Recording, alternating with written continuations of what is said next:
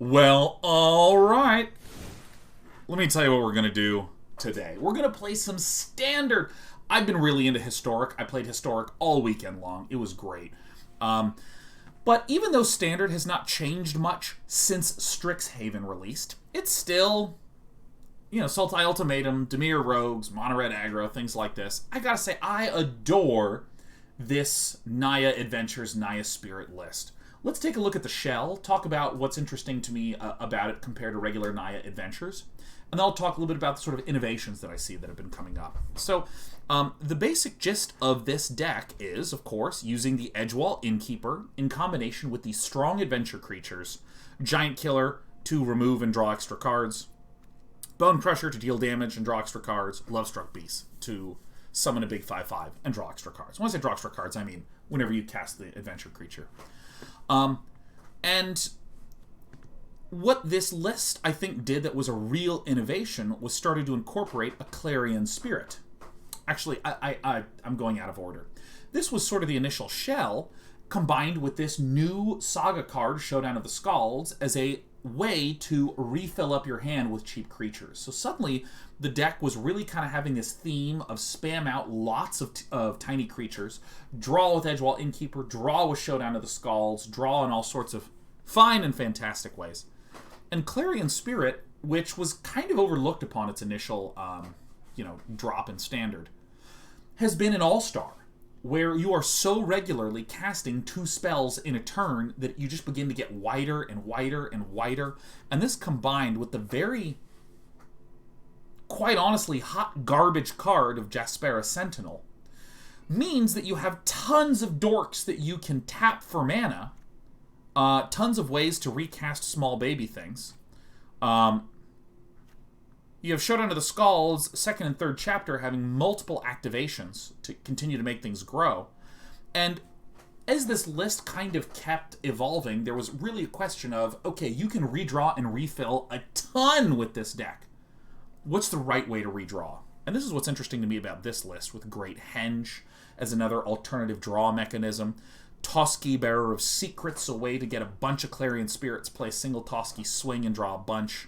Showdown of the Skalds as a card that it's kind of interesting, right? There's only 2 copies in here. But I love this. A pair of Felidar Retreats, put a +1/+1 counter on each creature you control. They gain Vigilance until end of turn. Just a huge spike in damage. And then a Luminarch Aspirant is just another strong value creature, paired with what? Clarion Spirit. So, I mean, I just think this is a really clever list. If I compare it to nothing. I'm not going to compare it to a damn thing, because guess what? This is the only Naya Adventures list that I have. Traditional Standard rank, go Naya Spirit.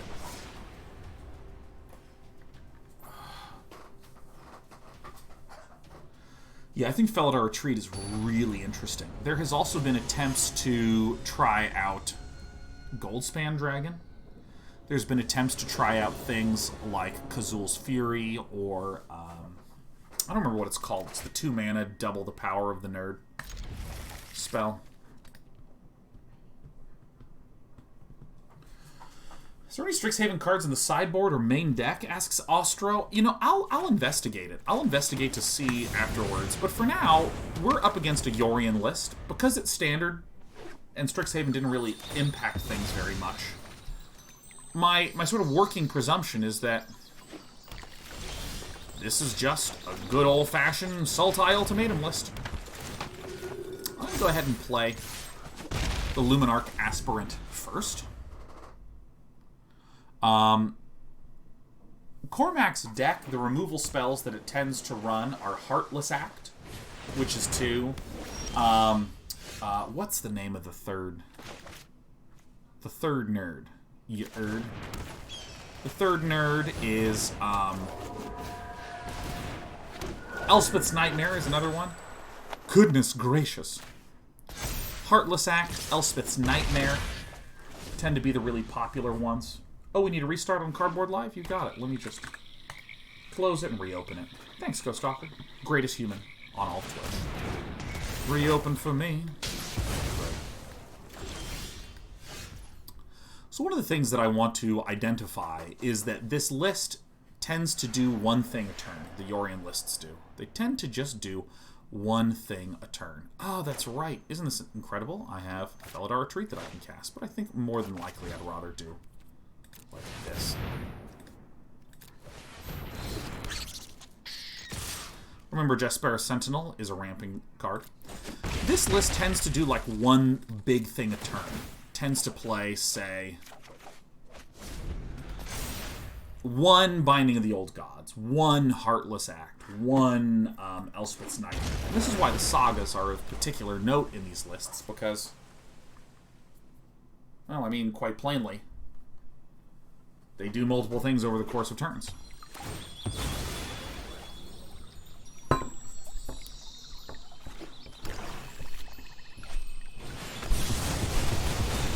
Ain't no lie, baby, bye, bye, bye. Bye, bye, bye. Let's see if we can bink a land here, because I would like to be able to start smashing down Felidar Retreat. Nope. I can't believe it's done this. We're going to do this. We're going to do this. Ooh, I forgot that I only had one forest, so I sort of misplanned this. It's Dredog. We were given comic book recommendations before we started the YouTube clip. Dredog gifted us 10 subs for all the amazing comic book recommendations. For any of you that are curious what those were, it was, the recommendation was limited comic series that are sort of self-contained. So not like, you know, Blackest Night, like limited run series in the Green Lantern universe. I guess DC universe more broadly. But instead more so something like rats. But instead more so something like Akira, Saga, Sandman, Why the Last Man, DMZ. These are some of the titles that we talked about. So let's see here. How do we wish to do this? I think I probably want to do this one first. I only have one green, so I can only do one of these. I'll Giant Killer here. I'm going to hang on to this for now. Has to attack every turn. I'm going to swing with both. I don't really feel a strong need to keep the Innkeeper alive when I can push through for extra damage. And also, Cougar just gifted us 9 subs, which is great for branding. Do I want to play this or not? I think not. Okay, Cougar says, it's my birthday today, and I want to give back to this awesome community that's gotten me through a rough few months. Man, we're happy to be here for you, I think, Cougar.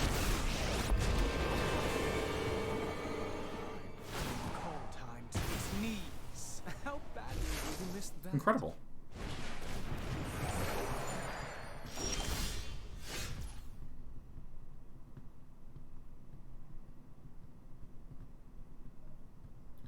So we're probably just going to do Clarion Spirit things, huh?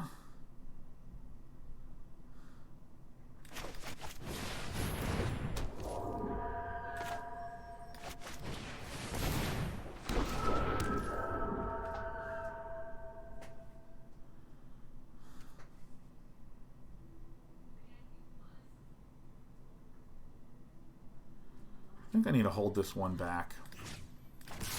And just do this. This will necessitate a Chumperum.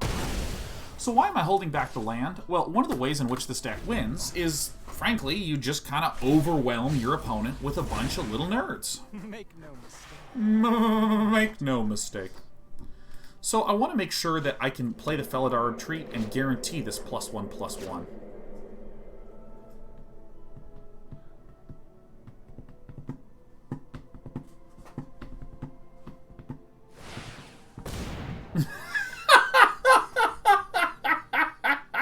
Reign of Turtle says, I just died in Path of Exile. And I was like, why the hell? And I look over at this Twitch chat, and it's because... Or I look over at the Twitch chat, and it lists 13131313 EEEE. That's the fucking... That's how they do it. That's how they get you. That's so fucking funny, man. Oh, shit. Lumi Mommy wants to go on it. Oh, shit. This is some good stuff. Okay, so how do we do this? Ah, I can't quite do it, but that's okay. We're still going to try to get our patented pile of wide boys.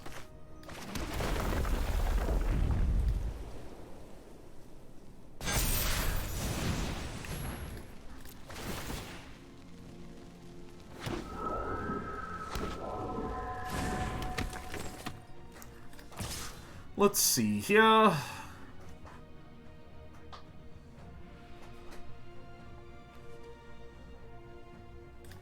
So let's look at this, right? Because probably one of our Clarion Spirits is going to get eaten. Okay, right? One of the Clarion Spirits is going to get eaten. All right. Well, actually, probably both will. This will need to get chumped. So maybe it's actually better to not swing like this and just send in the Lovestruck Beast. That's probably our best course of action. And the only good double block that I can see, at least, is if Yorion Sky Nomad winds up being part of the block, which is ideal, because then I have a bunch of damage in the air.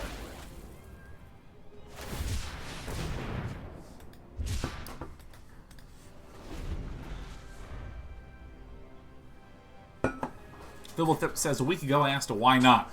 Sorry, and keep up the great content. Fibblethip, you are forgiven 1,000 times.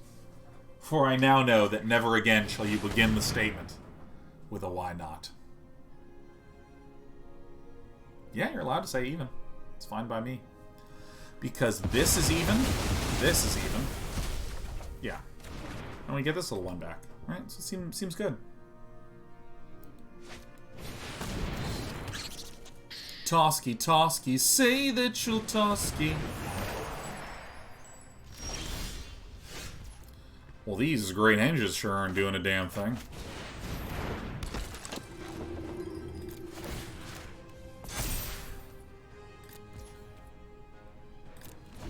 Do some end of turn tappa wappa woos, huh?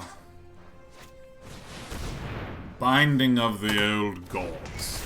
Probably on the Felidar Retreat. Okay, that's incorrect. Ba ba ba ba ba ba ba ba da da da da da da da da da da da da da da.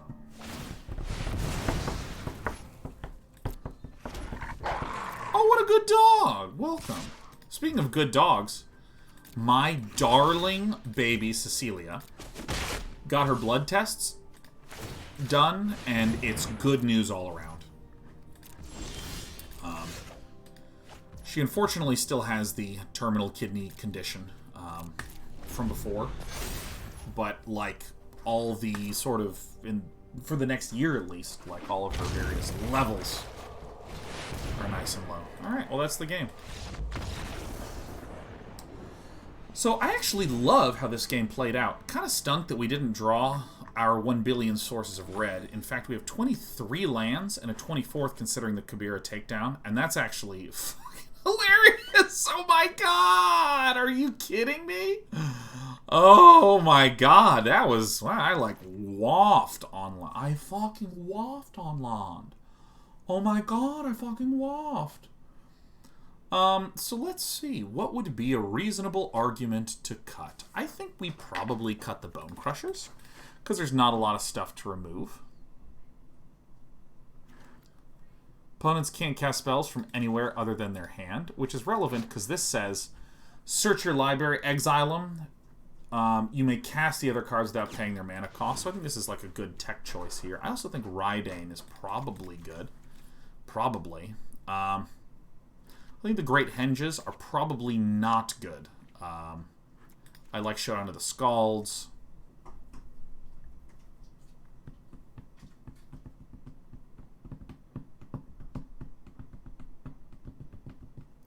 Felidar Retreat seems a little bit like a neutral board breaker. Felidar Retreat does seem like a neutral board breaker, right? Like, if you are a green board and I'm my sort of Selesnya-based board and I'm having trouble breaking through, I'd use Felidar Retreat to really go wide and go over the top. Would this get eventual infinite value if I were against a super control deck? Yeah, but this doesn't really feel like a good card to run against a super control or against an ultimatum list, because ultimatum's trying to pop off, right? It's trying to just get its big stuff down. Roiling Vortex is an amazing pickup here. Whenever a player casts a spell, if no mana was spent, it deals 5 damage to them. So we sort of have alternating ways of dealing with this. I also think the last one is probably a run afoul, right? This seems like a good one. That feels really good. I think that was a really good... That's some good bone crushing. Fourth AWOL says, is Outlaw's Merriment still in Standard? Outlaw's Merriment has a really interesting history in Standard AWOL. What happened is the card dropped. It was released in Standard, and the card, sort of interestingly, banned itself from being used. And what it said was, I'm a piece of shit. No one loves me. And everyone went, yep, that about makes sense. It's actually one of the only cards in the history of Magic the Gathering to do this. I, of course, felt really bad for the little guy. I mean, he tries hard, right? And I wanted him to not feel so alone in life. So what I did is I started to run 4 copies of him in a bunch of decks, and in the end, I told him that no one will ever love him, and he deserves all the miserable things that happen in his life. Now, was that a harsh thing to say? Yes. Do I regret saying that? I go back and forth on it, you know? So, we have strong suspicions that Villain is running Binding of the Old Gods and other such assorted pastries. So, let's see. What is the right maneuver to do here? I think if I do this, I can go Clarion. And that seems pretty good because we're going wide in the skies. 1, 2...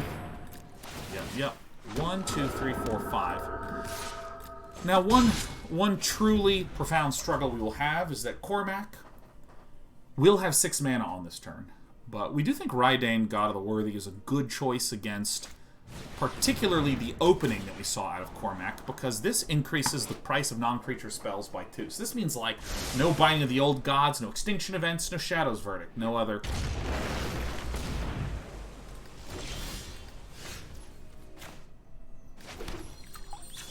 No other POSs.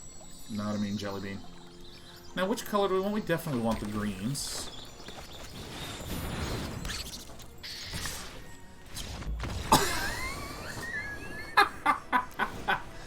The reason why we swing out is that we want to be careful about accidentally going for value plays when the most important thing to do is to go for tempo plays. Like, value would be like, I want to keep all my Clarion Spirits alive.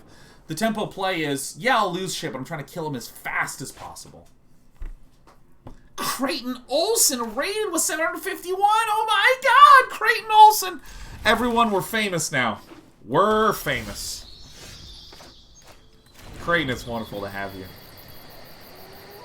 Let's see here. I think the Jaspera Sentinel is the correct one to run out first.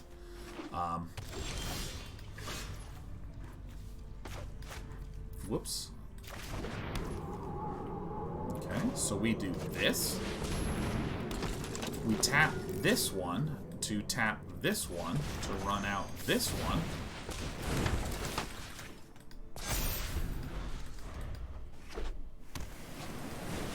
NC Jake says, we've been blessed by StarCraft 2's greatest bald caster. Ah, it's so true. You know, as a balding man, I want to say, by the way, I don't know if anyone's ever done this to you, fucking Creighton, but, like, sometimes people will extend a compliment in a way that really feels an awful lot like an insult. My God, Sean, you know, like, you really proved to me that you don't have to be attractive to have a successful streaming career. And I'm like, what the fuck? My God. Creighton Olsen, I want to say that, first of all, love your coverage and your fashion sense. Hot damn, man. Oh my goodness. Oh my golly gosh. Target creature you control? Damn. Rats. Crippity, crippity, craps. Okay, so what we're going to do is we're going to crack this. Creighton Olsen has incredible fashion sense. Just stunning. From the fingernails to the tie, that fashion, oh, what a guy.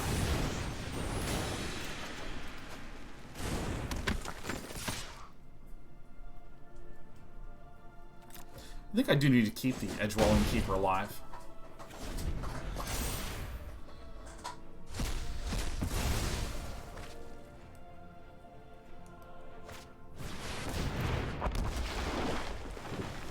Ah, yes, Elder Gargaroth. I just played a Giant Killer. Wapsy doopsies, crappy wappies. Nothing here will make me happy. Okay, so let us first do this. And let's do...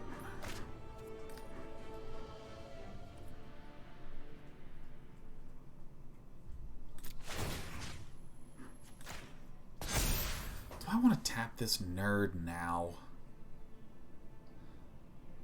I think so. I think I really need to just get the damage points in.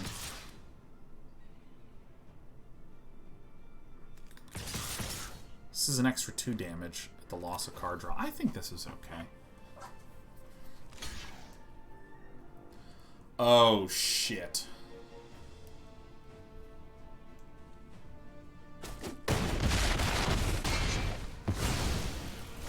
Well, everyone, we led a good life. I anticipate Black and Shadow's Verdict, which will clear the entire board, and the Elder Gargaroth owns us. Is it sad? Yes. Will we cry? No. I've never been one to cry. Unless... Draw a card. Please. Hit me in the face, Cormac.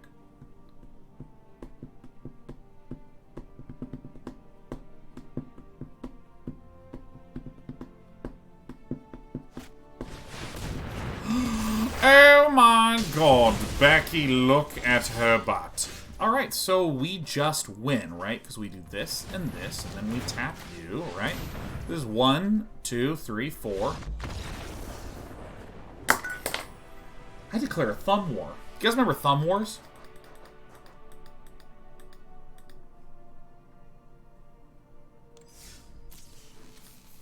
That's one of the first times in life I got punched in the face. Because, you know, you do the like 1, 2, 3, 4, I declare a Thumb War, you know, you do this. Now the thing is that you're trying to, like, get their thumb to do this, right? You're trying to get this. And then, you know, in school you start to say, okay, you have to have, your elbows can't leave the table, your elbows can't leave the table, your elbows can't leave the table, right? So what would you do? You do this cheating move where you pull this finger in and you pull their thumb under, you just, like, do that. And I did that to kid, I thought it was funny. And he punched me in my fucking head. He just... bam! And I was like, oh, I won! Oh! Rainbow Bear says, I can't even remember when my thumb was that close to another person I don't live with. Sean was Nicol Bolas. He punched me, and I was like, ah! Oh my god, Corwin! What is up, Corwin? Fighting! Ah, Corwin.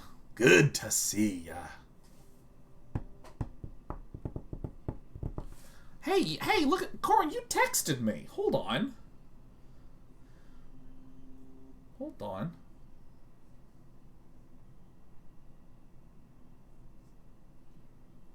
Oh.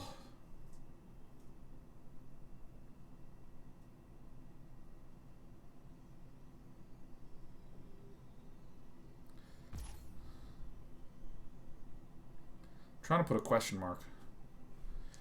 I sometimes try to put question marks in things, and I make a mistake. My punches are never ending. Oh! So even though we have a Bonecrusher Giant, Bonecrushers tend to be relatively low value in this matchup due to the fact that it only deals 2 damage, so it can only hit the 1 black mana rogue. I can't remember what her name is. It's something like Fierce Lass from Ohio or something like that. What's her name? It's like Snarl Snatch Death Dweller, something like that. Venom Tongue Enforcer. Thieves Guild Enforcer. There it is. Yeah. Sorry, I tried to use my magic card naming heuristic that's built into this half of my brain. Anyways, hold on. Oh, Corwin texted me, go for it. And so I'm obligated to say, connect 4. Alright, so let's go ahead and immediately start drawing some cards. Giant Killer has a lot more value on the battlefield than underneath the battlefield. What? Has a lot more value on the battlefield than held back as a destroy target creature with power 4 or greater. But dude. I'm going to read an unbelievably true statement. I was talking to Corwin about Avatar: The Last Airbender. Corwin says, if I hear Iroh singing Leaves from the Vine, I gotta take the rest of the day off. Oh my god. Like, literally, that was hard to read. That is the most beautiful character.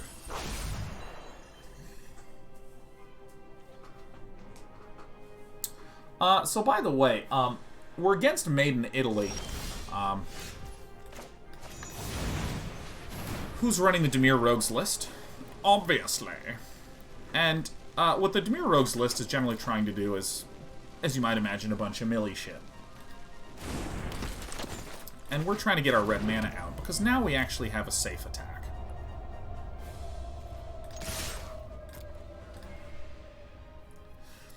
The list is trying to do kind of slow one-for-one denial via counter spells, via, probably this one. Via counter spells, via good blocks, like this, via removal spells, like Drown in the Lock, or Heartless Act, or things like this. And then the hope is that one of two things happen. Either I start to get milled out and lose the game, or the opponent's cards start getting activated by stuff in my graveyard. As long as the opponent has 8 or more cards in your graveyard, rogues get +1/+0. The Snarl Snatch Bonanza Femme. What's her name? Thieves Guild Enforcer. Yeah, she gets +1 or +2/+1 when there's 8 or more in the bin. The card Drown in the Lock is stronger the more cards that are in the bin. Into the Story costs less. It's only 4 mana to draw 4 cards if there's 8 or more in the graveyard. So, I mean, this deck hopes to just power up slowly but surely over time. Now, what we're going to do is we're just going to kind of slowly overwhelm Made in Italy. Largely thanks to this addition that I think is just so brilliant, the Clarion Spirit. We tend to have a strong advantage in this matchup due to the fact that, yeah, if you counter one of my dudes, it's really challenging to keep up with the fact that I'm generating lots of little ones each turn. Now, why did I not swing with these? Because the 1 mana black 3/2 Flash Rogue can be cast. I'm not going to try to come up with a new name for this, because if any of you get into divorce court, I don't want you quoting me. I don't mean any of these derogatory terms. I'm just trying to find a name. The Thief.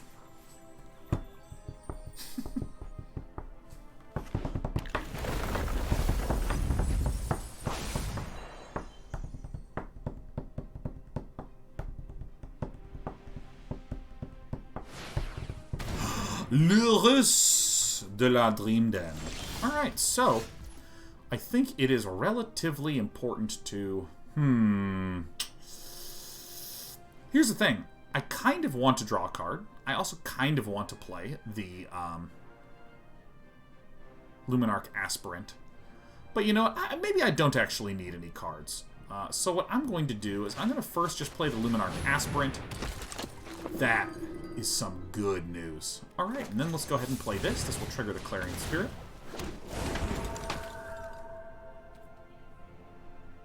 Oh, I have a Jaspera Sentinel. Fuck. So this allows me to tap this newly fresh creature. Alright, great. I don't know about you, but I feel like a wide boy. Yeah. It's tough for Villain's deck to deal with a swarm of 1/1s. So let's see here. Shredded Sails deals 4 damage to our creature with flying. Perfect for us. We love to see that. Felidar Retreat is sort of like just a Snarl Breaker, so I'm going to get this one out. I'm also going to get out the Great Henge, because it's just challenging to be able to cast something that is that expensive. Run Afoul we're going to put into the deck, and probably Reidane, God of the Worthy, we're going to put into the deck. Toski we want to keep, because that can't be countered. Bonecrusher Giant I'm still not the biggest fan of, but it's okay. Excuse me. What do we cut here? Maybe just a single Showdown of the Skalds.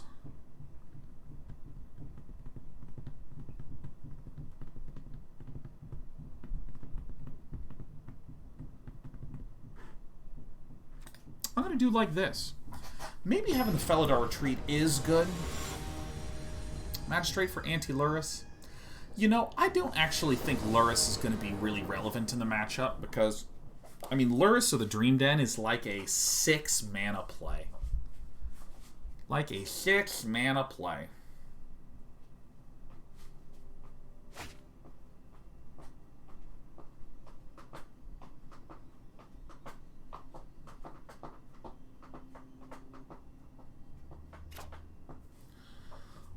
We're going to mulligan this because I can't cast my stuff.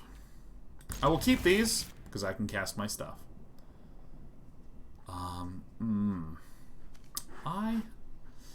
This is pickly, huh? I think this is probably the most reasonable course of action.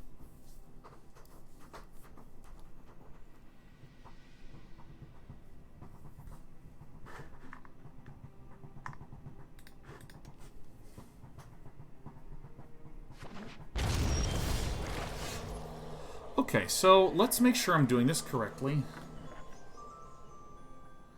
I am so good.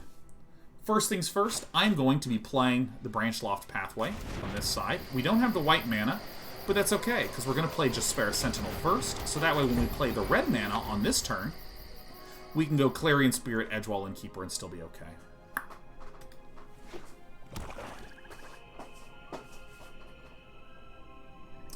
Why did my alarm go off? Because I want to remind all of you that on Monday, I'm playing against Noxious in this episode of What the Deck. We want decks submitted by you, and the theme is pretty simple. Pretty simple. It's Quandrix versus Lorehold. Quandrix versus Lorehold. Not you. Oh, I did fuck up, didn't I? Because I needed to do it in the other order. I don't know how else to put it. I can't believe I've done this. It's fine. It's still fine. Yeah, Noxious will be playing Quandrix. I'll be playing Lorehold. If you want more specifics about how it works, go to our Discord, discord.gg/day9tv. Submit decks there. We'll pick our favorites to play on What the Deck on Monday. It just has to be a deck that is centered around the Quandrix guild, which is blue-green, or centered around the Lorehold guild, which is white.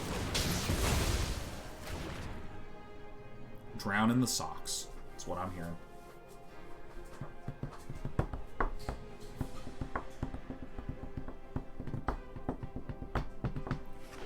Yeah, so we just want... We're going to do the next few What the Decks about the Strixhaven schools. Now, it's Simic versus Boros.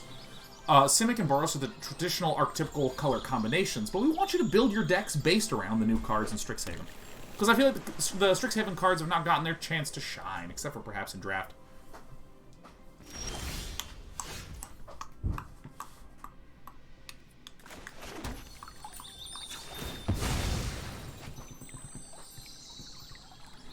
White. This...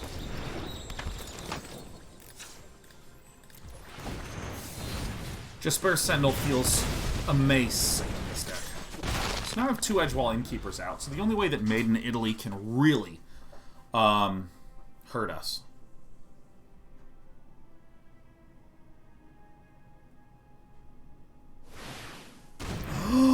Oh my god, Becky. Alright. What did you do on your day off? Well, I killed a man. This is going to be great. Let's see here. Probably the white mana is the most frequently used of my cheap stuffs. Oh, Kabira Takedown is fucking sick. I'm going to go ahead and swing with just these 2 puppies, because in case a villain wants to like play Lurrus on their turn, then we can do something like Bonecrush it.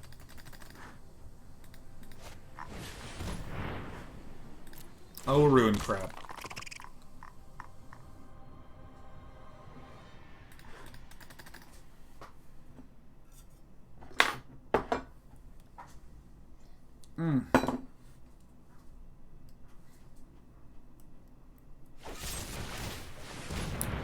You love to see it. Now, because this is a 3-power thing, I'm going to go ahead and Kabira Takedown to deal damage to this, equals the number of creatures I control. Let's go ahead and auto-pay by tapping this thing out. Now the Crablar's down. Feels so good, as it should. Ooh.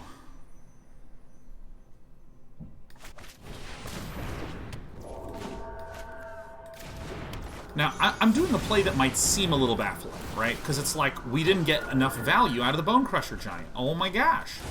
The thing is, I want more threat power on the board. I want the Clarion Spirit and the Bonecrusher out. We get to draw from the Edgewall Innkeeper, but even ignoring that, I generally want to be favoring getting more stuff on the board. Treatment Joe says, why should I play anything else other than Tybalt's Trickery? Yep, that's where I'm at. I know, it's really fun, isn't it?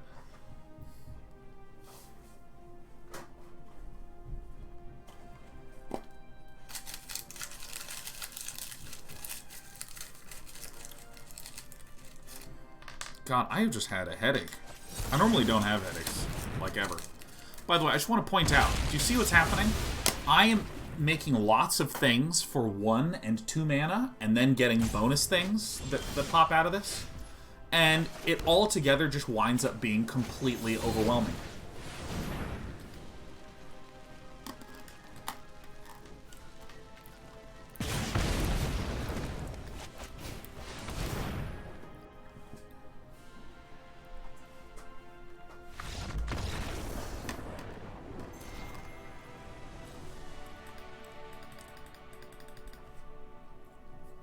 So good.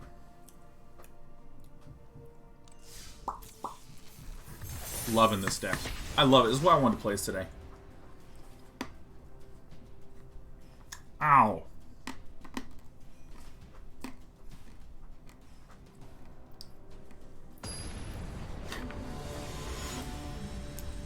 Mimble's daughter says, I want to feel welcome and go wide. Both those things are nice. Well, I got great news for you, Mimble's daughter.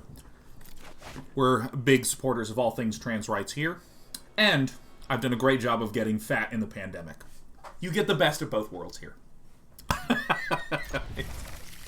He's so supportive, and he's so big. There you go.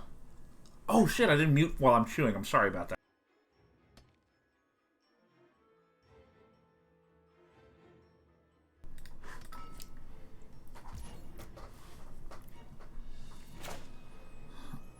So I think I'll go against my better judgment and just play this down. Okay, so we don't see the Yorion. We don't see... Alright, asshole.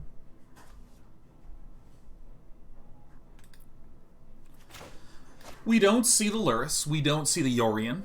So we know we're not up against Dimir Rogues, which almost always has Lurrus. We know we're not against the Emergent Ultimatum decks, which just run Yorion. So this is the Winota list. So what the Winota lists will do is they will try to make a bunch of non-human early nerds.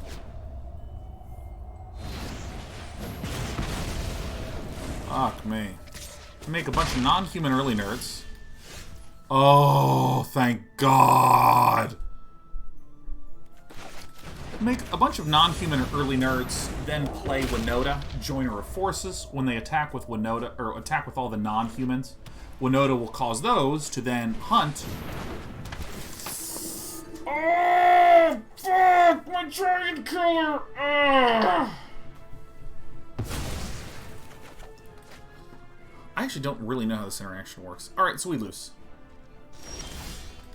No, we don't. I'm fucking better than other people at this video game because of how I draw.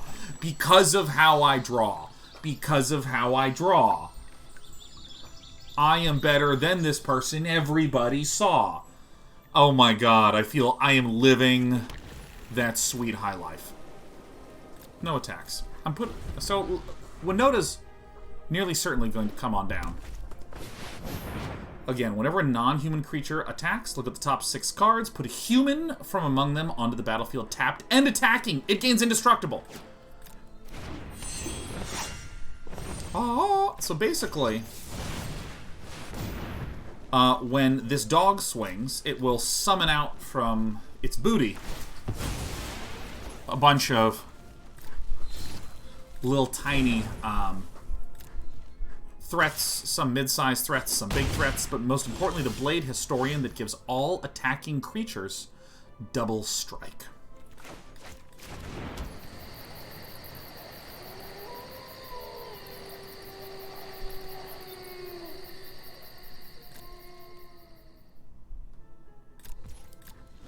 So it just winds up being everything swinging for like 1 billion damage. So what I'm going to do against Malmarco is I'm going to wait until we go to combat, and then I'm going to kill Winota.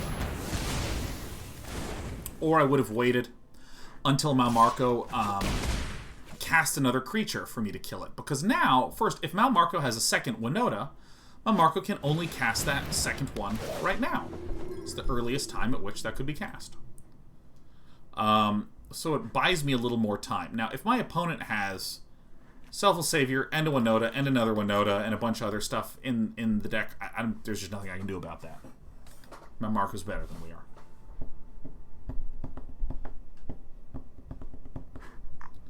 Rainbow Beans! Or not Rainbow Beans, excuse me, Rainbow Bear says, when is the next 30-day project? I want to make the next project to incorporate the 30-day project in my place of work so everyone can give it a try and develop themselves. Yeah, typically over the summer is when we do it. We do one in the spring, one in the summer, and one in the fall. Or basically one at the start of the year, one in the middle of the year, one near the end of the year. About every 4 months.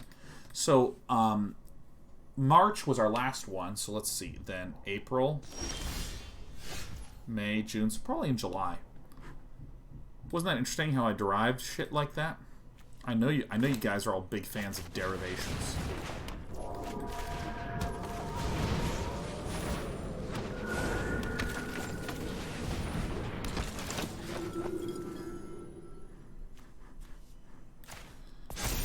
Crush those bones. Crush those bones. Candy Bomber says, can't people start DK30s at any time of year? Yeah, they can. But it's so much easier to do stuff with other people. With other people participating at the same time. So this core cleric is not a human.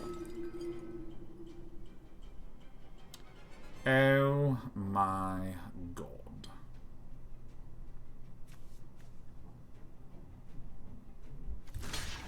So let's see. So this has Indestructible, and we'll have Double Strike. So what we're going to do is Double Strike, huh? Yeah, I'm going to let through because it's 1, 2, 3, 4, 5, 6, 7, 8. So we'll be at 5. I think we're okay.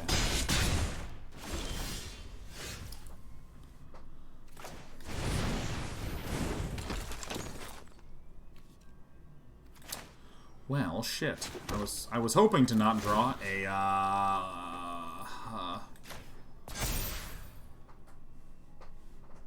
I need to put on this one. Ooh, boy, I'm making some mistakes.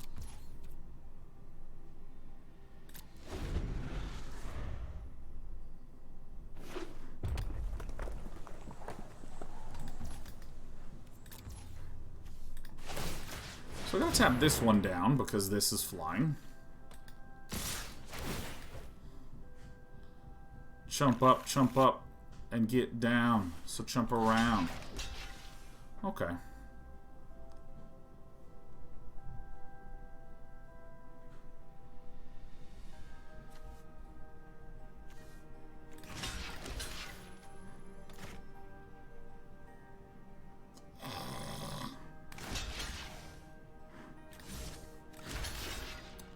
So this is about what I got, huh?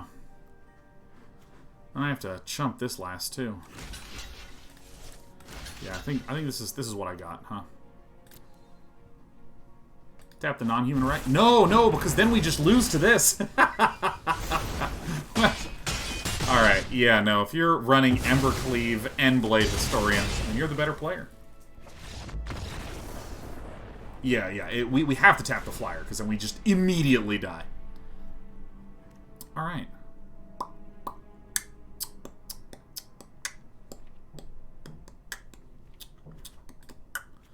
Let's read this exactly. It says, you may put it from among them on the battlefield. Okay. Obviously, Redcap Melees are rather awesome.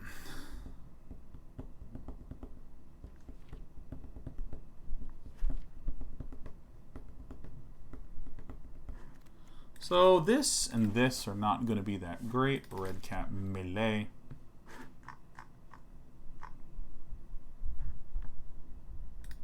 Oh my god. Olympian05 says, so my daughter is potty training and asks if she can see her kitties as her reward. Let me... Oh! Oh! Yes! Yes! There she is. She is in a pose known as the perfect princess. It's where you just... Kitty. Are any of these cards that good here? These aren't snowlands.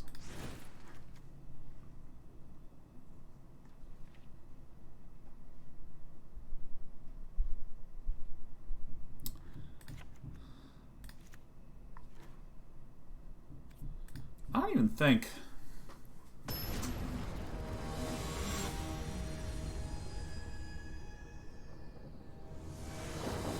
Olympian says, thank you so much.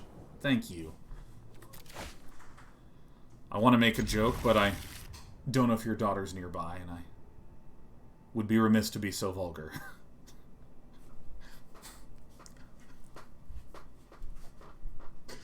Tell me when your daughter's ears are covered.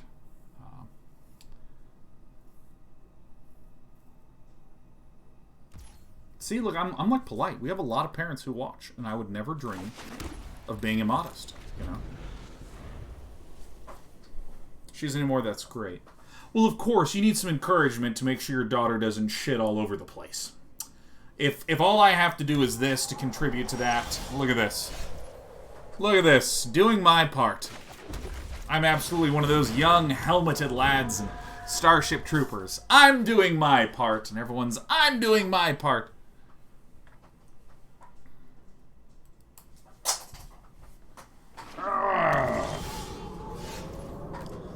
Oh, crap.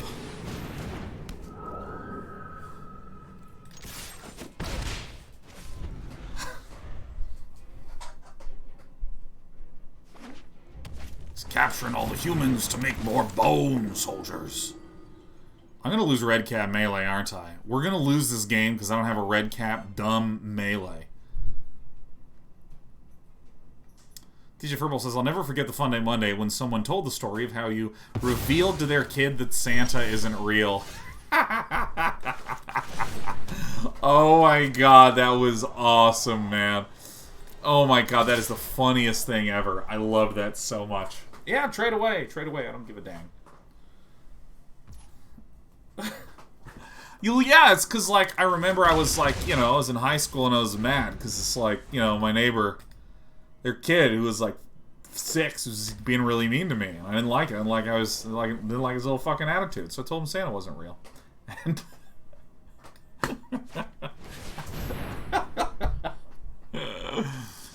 you know, is that wrong? Maybe it is. You know, don't fuck with me, kid. You know what I mean?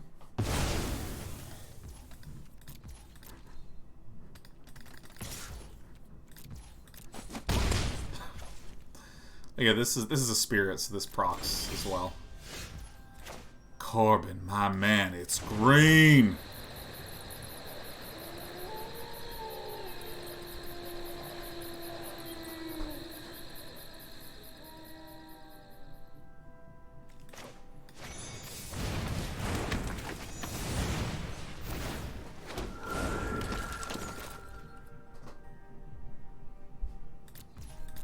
It's good to keep the Clarion Spirit alive.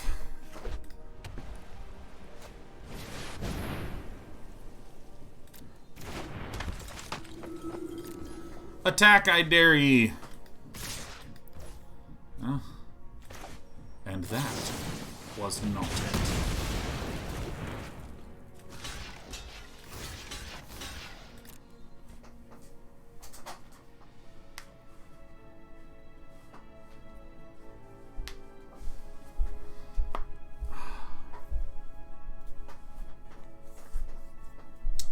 C'est excellent. Excellent. Now we are in a position that I think you could call a little bit screwed. We have to actually play quite carefully.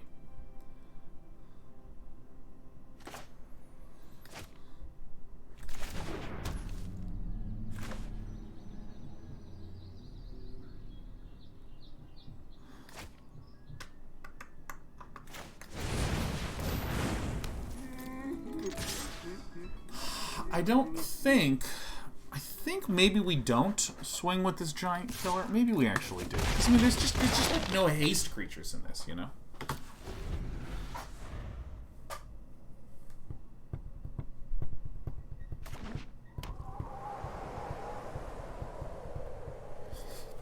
Excuse me. Yeah, that's unaffected. My world is unaffected.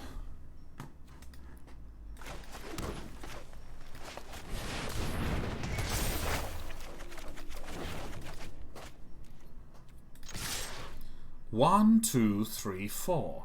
I declare a thumb war. 5, 6, 7, 8. My opponent died, and that's great.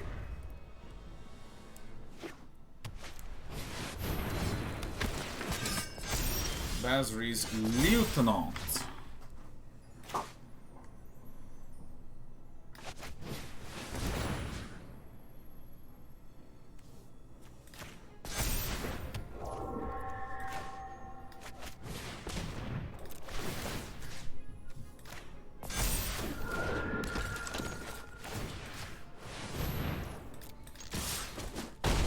Found the line.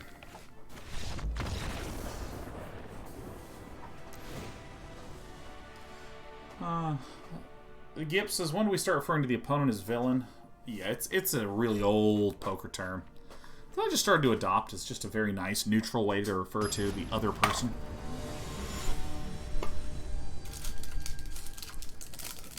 Altoids, right?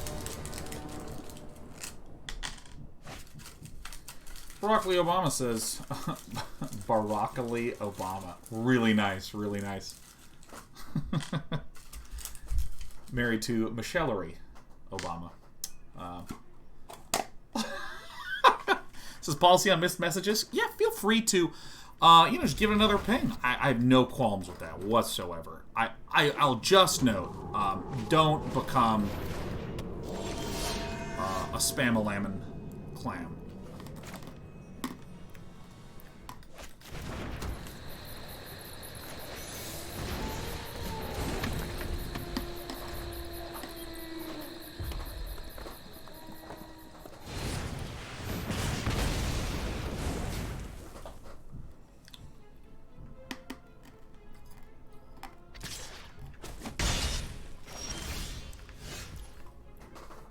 There's a Branchloft Pathway. So I can do this.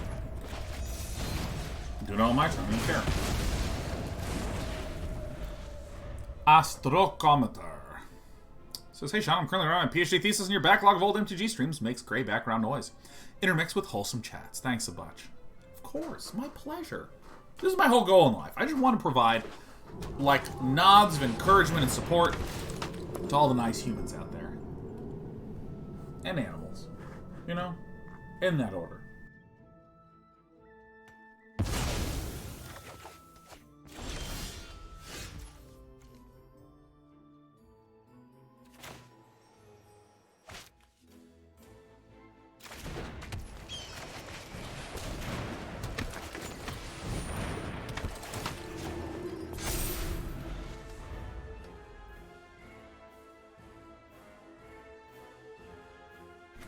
Everybody.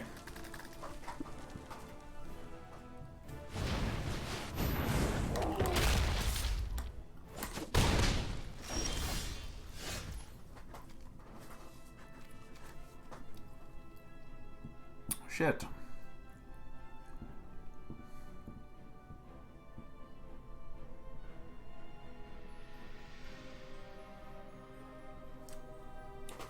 I don't have enough white mana to do exactly what I want to do.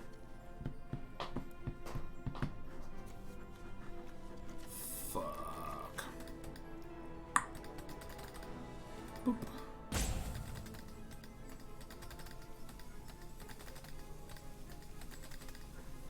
Sometimes your turn is just painful.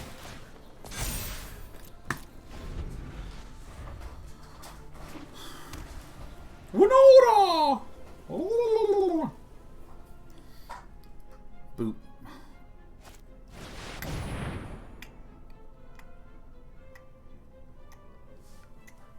Okay, this is interesting. And you're gonna put that on, little buddy. Okay.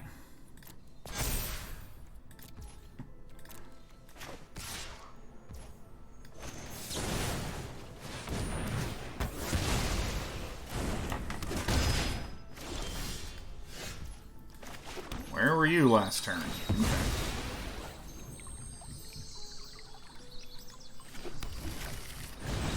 So we get white, so in case we get another Bonecrusher... Oh, good lord. That's perfect. In case we get another some giant killer, then we can swing in for the win.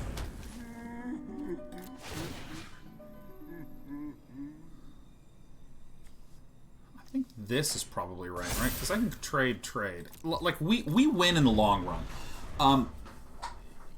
I don't know how many people have heard or not heard of Who's the Beatdown.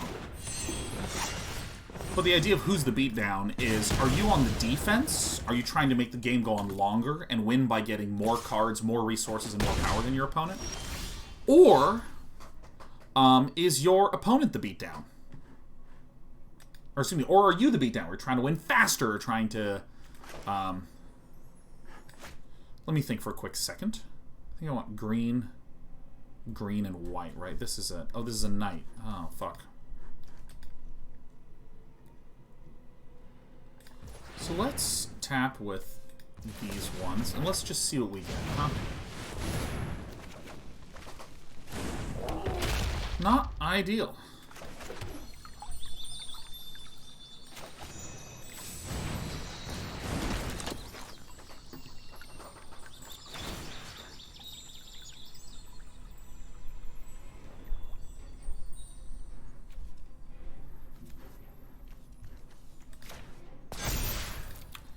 And so, like, in this matchup, I am the one that the longer the game goes on, the better. I'll draw more cards with Edgewall Innkeeper, I'll build up more resources. My opponent's just trying to kill me as fast as possible.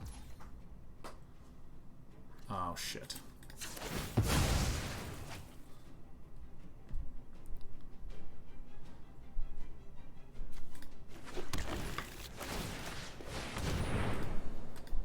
My opponent has an Embercleave.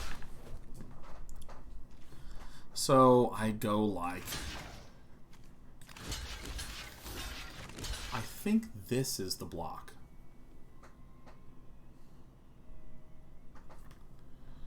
Or maybe no. Maybe it's like this, right? If an Embercleave comes down on this, it's a 5/4 with double strike. The first 5 can only kill 1. And then both of these swing back for 4, and so we lose both, but I kill the Bonecrusher, right? This dies, yeah. Okay, so that I think that's good. I think this is the block.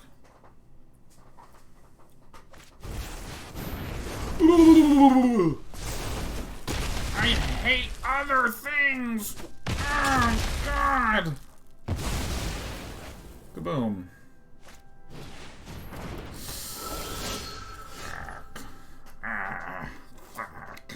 Okay, so 1, 2, 3.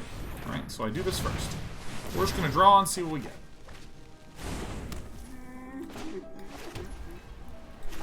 So I think we should play this one first.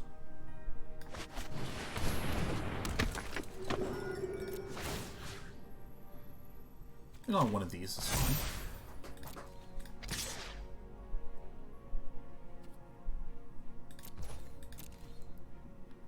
I should have put the thing on this and then swung with the other guy. I think that would have been better.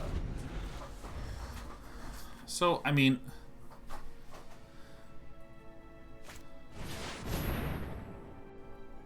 Okay. Certainly this one, huh? Certainly this one.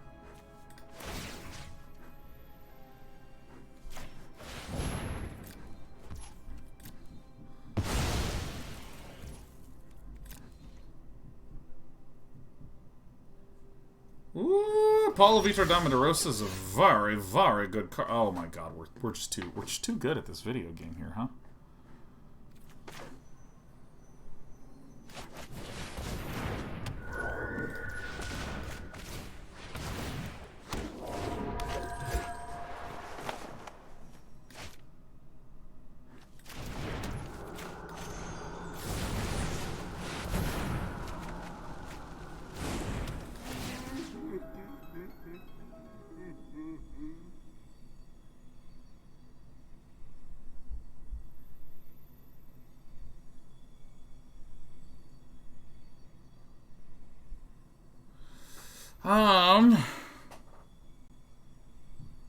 Yeah, what do we think here?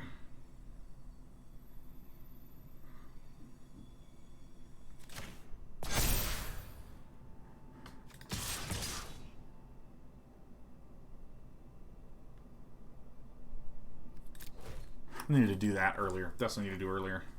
I think I need to double block the flyer anyways. But this is what I need to do. Needed to do earlier.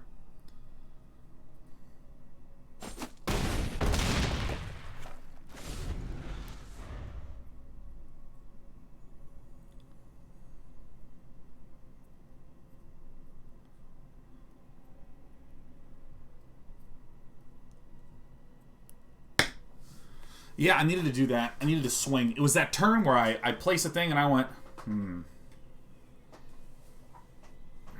Bezroff says, I'm looking at the deck list, but I'm not entirely certain what this deck is about. Anyone care to give me a rundown? Sure, you got it, man. So this will swing. Villain's going to swing out.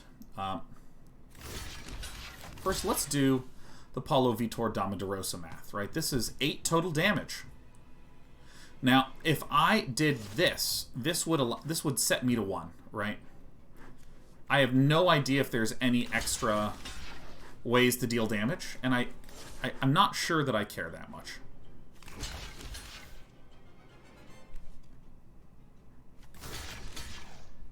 Yes?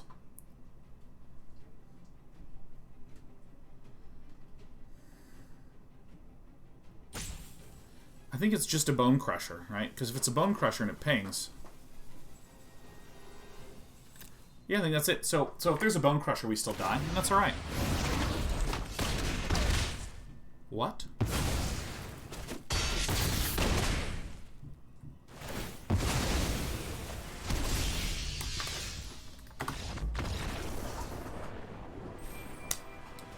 Feels good. Yeah, if Bonecrusher kills us, we don't play around it.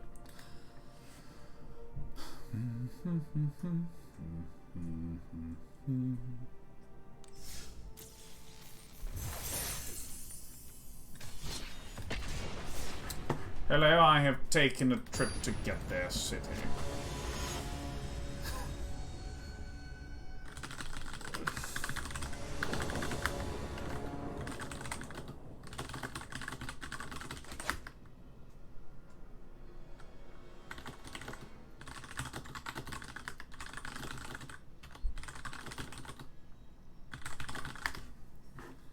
Oh yeah, the rundown. Yeah, I'm sorry. Thanks, Mr. Susan and Vezroth, for wondering what the rundown of this deck is. This is a really, really incredibly fun list. What this list is just kind of imagine slowly poking your opponent to death. And I mean, that's the gist of the list. It's a bunch of very small creatures just going... It's just like going wide. Not just some 1/1s, but like an absolute shitload of 1/1s. Like more 1/1s than makes any sense. So in other words, there's not really any particular big notable threat. It's just the Death by 1,000 Cuts list. So you'll notice that this list has a mixture of... this deck has a mixture of really cheap things like Luminarch Aspirant, a 1-mana Lovestruck Beast, a 1-mana Giant Killer with 3-mana Chop Down. Has a lot of cheap things, and then a number of different ways to draw a lot of cards. Not draw some cards, but draw a shitload, like Toski, Showdown of the Skalds, the Great Henges. We have 6 ways, each individually, that draw a lot of damn cards. Fuck you.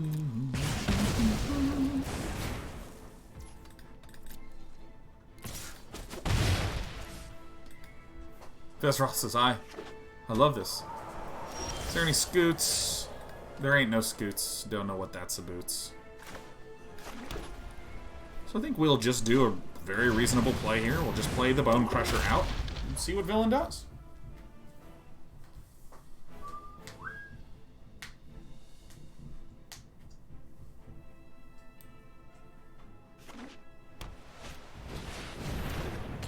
Lumi, Mommy, Asparami.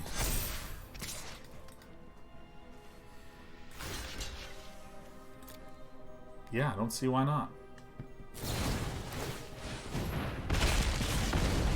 Sure. I mean, these are still all humans, so I don't really see a substantial threat.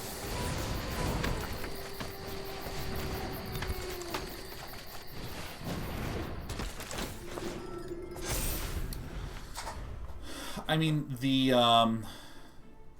Embercleave is a threat.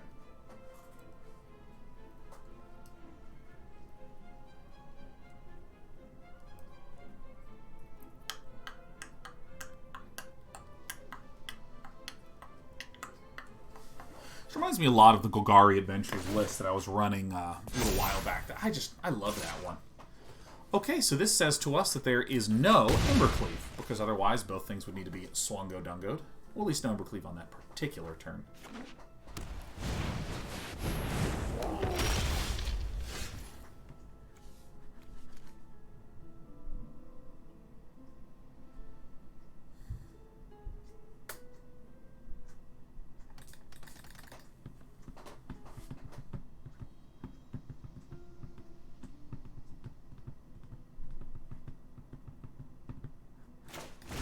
Alright, here's what I'm going to do. I'm going to go for the draw. I'm going to go for the draw.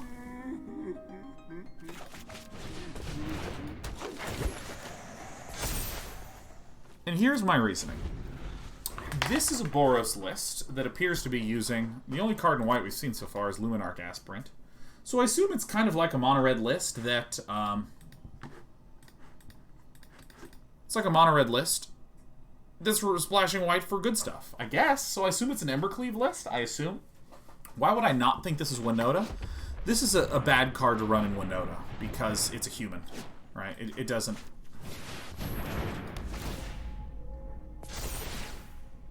It's actually kind of terrific.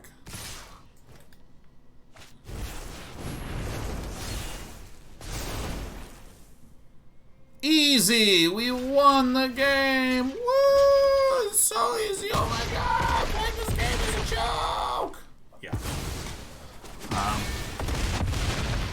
So I see. It's splashing white for the weapons. Just trying to get a lot of good weapons out of here. So I think we actually have a good strategy. I think Felidar Retreat and the Toski. Felidar Retreats, again, are a good stalemate breaker card. It's a good value card, but I don't know... I just don't think it's particularly strong if they're trying to beat the shit out of us. Were there snow lands here? Nope, there was no snow at all. So I think the Redcap Melees are obviously coming in.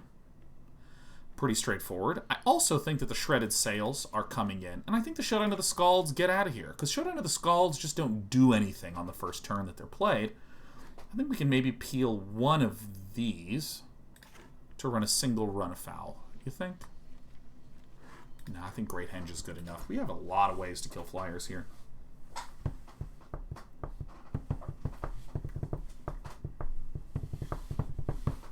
Jeloshan says, if one wanted to include a Winota deck, or Winota as a secondary win condition, I would immediately stop the question. I would cut it off, and I would be like, nope, Jeloshan. You don't run Winota as a secondary win condition. Magnar says, do we not want Magistrate to stop Giant after Stomp? That's correct. Because it's sort of a question about proportions. Like, so I want this one, and then that's about cool. Magistrate, you want to be good against a variety of things. So if I was up against an Adventures list, anytime I get Magistrate, I'm fist pumping to the heavens. To talk about Winota as a secondary win condition, Winota is what I will describe as a deck deforming card. When you put Winota in your deck, then that's what every single thing is about now. You are a Winota list. If you try to make her a secondary win condition, it's like, it just doesn't... The rest of your deck would need to be sufficiently... It just doesn't work. Because if you start to say, well, what about if I have Winota as a win condition and Thing 2, whatever Thing 2 might be. Whatever that means. That's okay as long as you understand that you are first constructing a Winota list, and then second you are doing something else.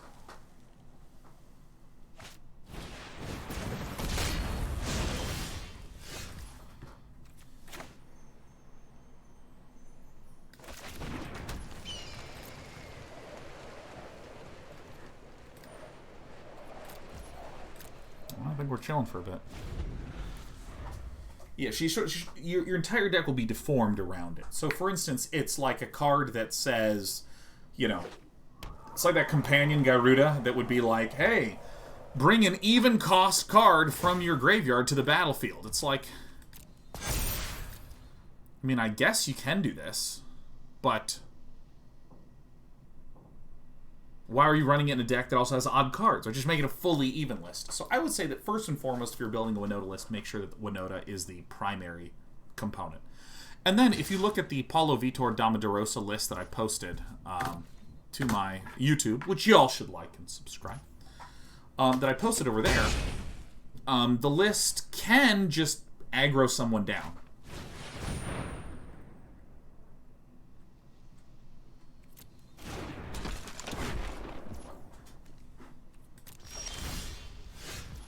Well, you know, sometimes you just draw a bunch of lands and everything sucks. Sometimes is the life that you wind up in.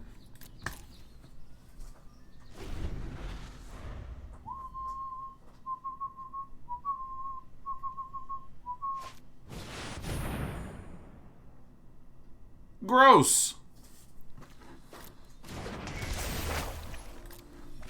Like, most cards here are pretty good for us. Oh, that's fucking incredible run out.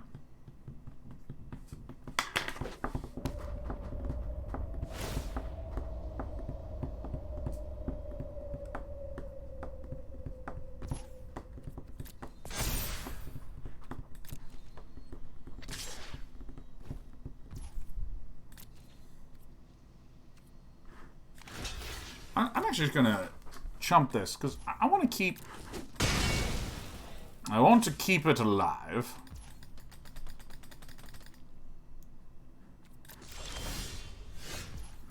Sensational. This is a dream come true.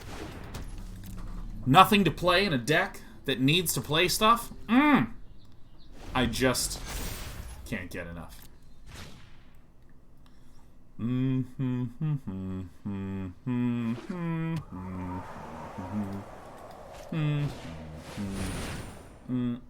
Switch up. And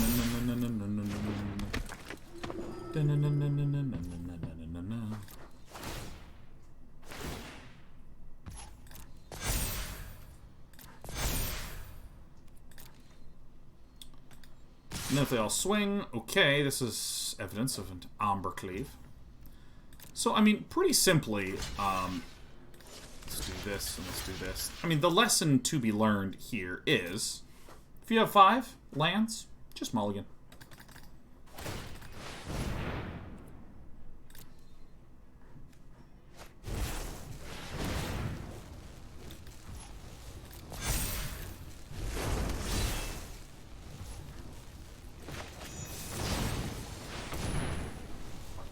I did it.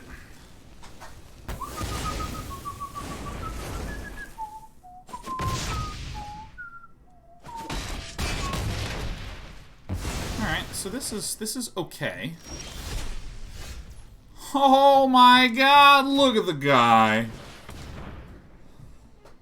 Nice. Very toy. Boop boop.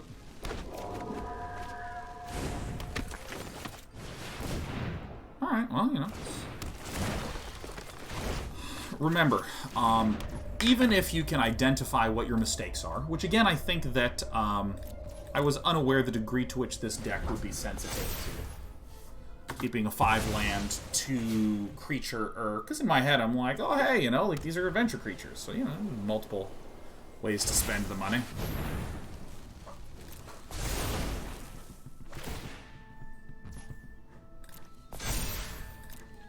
And by God, it turns out that I was wrong. This is it. We just do this. Right, I think this is fair. Because I'm going to be able to tap it down in future combat steps.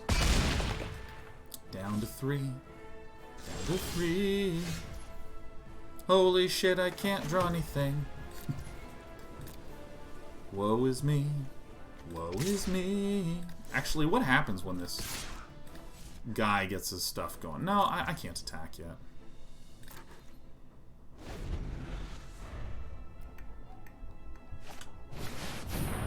Oh my god, it's terrible news. Uh-oh.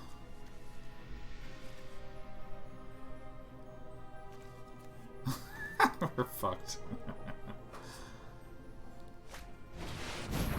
Oh, thank God my opponent did this!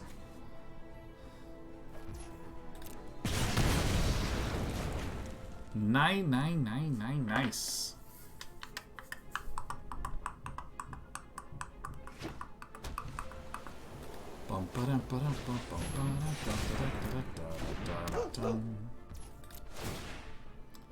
Are we dead? Yeah. Sure looks like it. Sure looks like it, but we're gonna hang on there.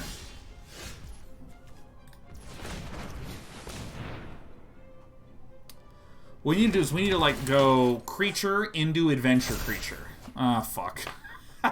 Shit. Okay, we have died.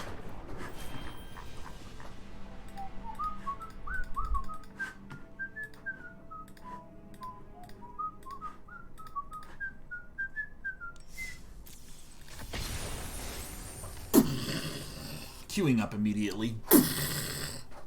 Oh, it turns out I have to use a restroom, and I must scream. It was quite a lot of land. Quite a lot of land. We certainly were below expectation in terms of drawing nerds. But I still think it's not unfair to say, I think we should, even if we have like 2 adventure creatures and 5 land, I think that we should chuck that back. So because I see no companion, I'm going to estimate that, generally speaking, the non-companion decks are the more aggro lists. So that's why I'm just smashing the Giant Killer down right away.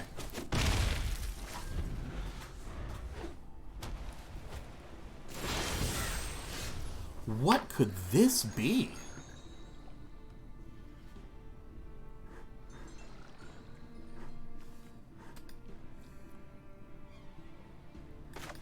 Okay, the thing that makes sense to me would be some sort of, like, Dunescar?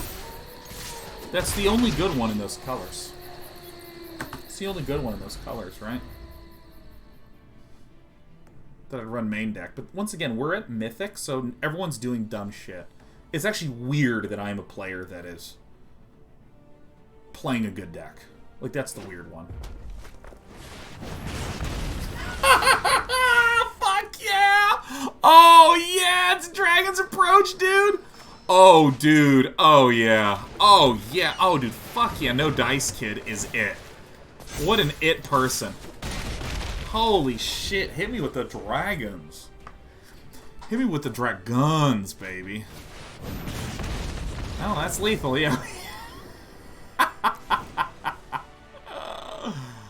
Oh, shit. That is like... That's just the funniest thing. Oh, my God. What do you run here, huh? This lets me find dragons, so I mean, I guess I'll put in a run afoul.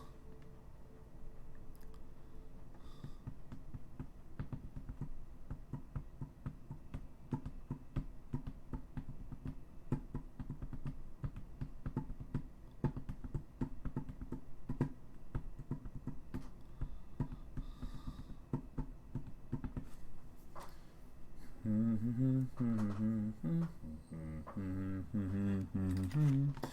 don't think I need to do any position breaking. I think I just need to beat ass. Yeah, I think it seems good. Like, I know so little about what this deck could be. Here's the thing. I know so little about what this deck is. And in addition, our opponent appears to be doing something dumb.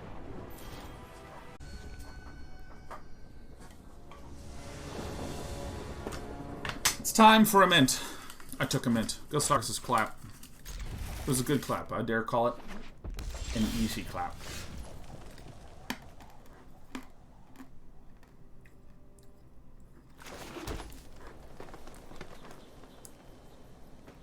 I think that this is safe to do. I think this is safe to do. Because Villain is not running a snow-covered mountain. If it was a snow-covered mountain, I'd be worried about Frostbite.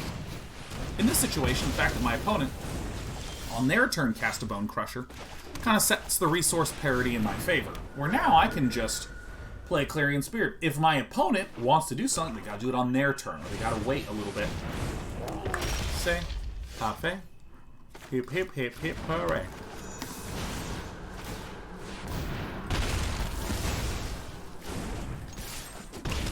Follow on.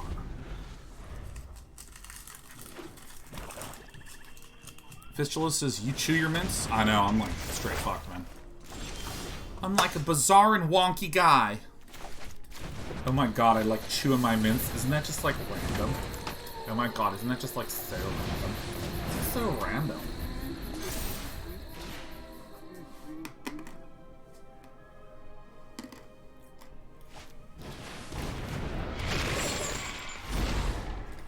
I don't need this one. Maybe I don't need that one, huh?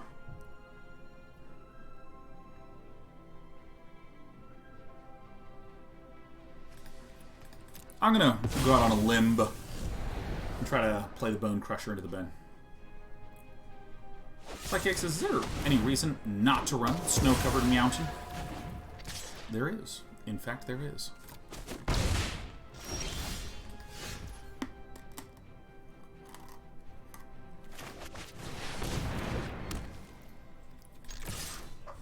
Snow-covered mountains, some things interact with it. For instance, in my sideboard, I'm running a card called Reidane that says, welcome back, Clarion Spirit, that says, yeah,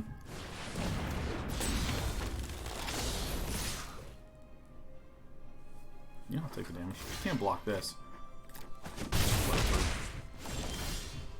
Oh, that's some good bone crushing.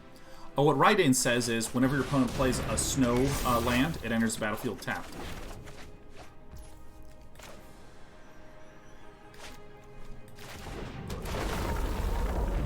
Summon a cat.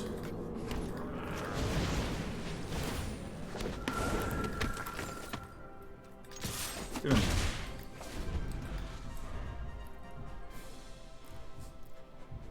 Psychic says, oh damn, alright, makes sense then.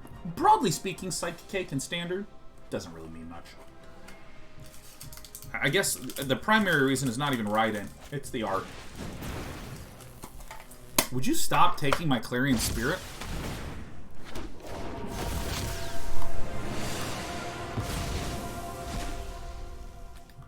This is getting ridiculous.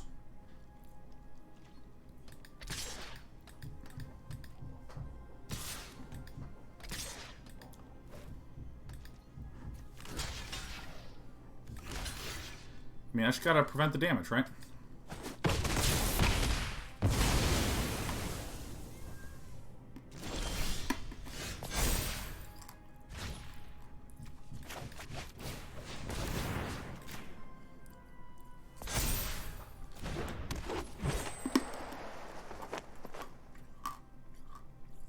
Fuck this one up a little bit. All right.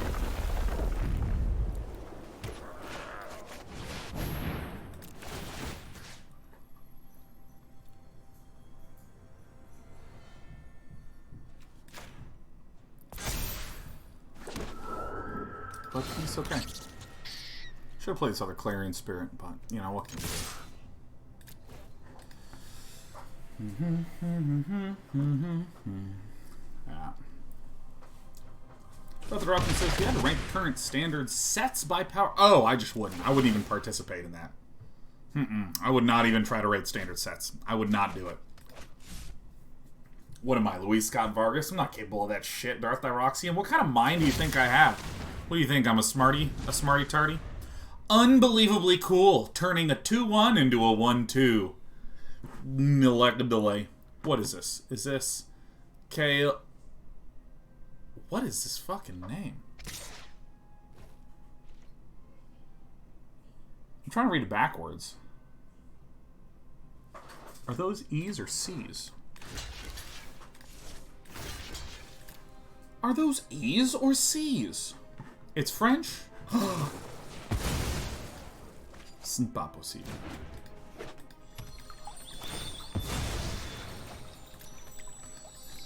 Salut, Sean. Est-ce que vous comprenez le français? Non. Juste un petit peu. I'm gonna say goodbye to the Henge. I already have like so much card draw. The things are looking fantastic. This guy. The Flappin' Flyer. Who makes things so dire. Alright, this.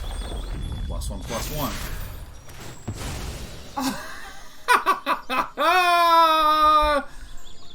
Red! Bang.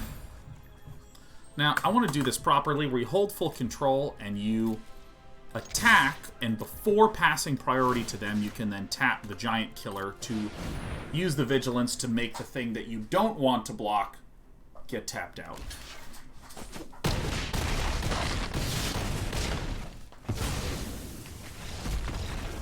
Kaboom. Sneaking in the faces. Ah, semantics. Oh my god, Day 9, he used semantics against me! Oh god, it was too powerful! Alright, Felidar Retreat. Now, how much of a board presence kind of list is Nylek Udalek? What's even in here? I mean, there's this seems to at least have some aggressive red cards, so I think I am going to put in the Redcap Melee. There's going to be a lot of poking and prodding of things. I'm not entirely sure that the Toski is good. I think I might want to peel one of these, put in one of these.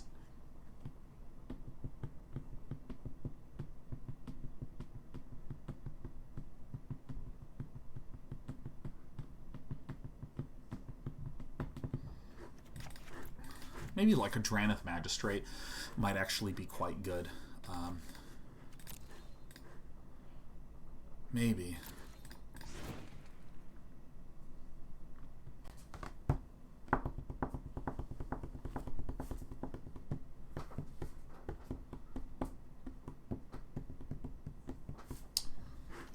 I don't think I want to do this.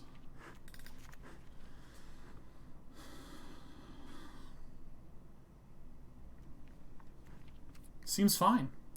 What else? I'm not taking out a lot of my cheap creatures. Maybe I should consider that more often. One of the reasons why we take out Toski, and this is part of the reason why Toski is not run in as much multiplicity in the main deck now as it was formerly. Toski struggles if there's even a reasonable amount of creatures on the board. And there's a lot of factors sort of pulling creatures to the board as of late.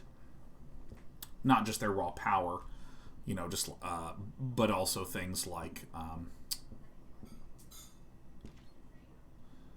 yeah, I guess raw power is just like a really good reason for a lot of it. Assuming you consider adventure creatures to be raw and powerful. And if you thought that I think they're powerful, you'd be right.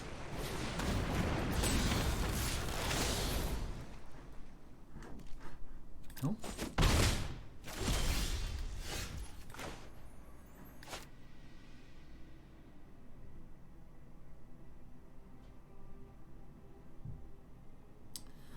I think that my opponent is sufficiently screwed that if I did this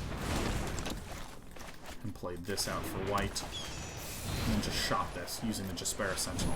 I think that that might be the full bullpen. But yeah, Toski is good when there is an imbalance in the number of creatures of the board, on the board strongly in your favor. When we're in a situation that's a little bit more like this.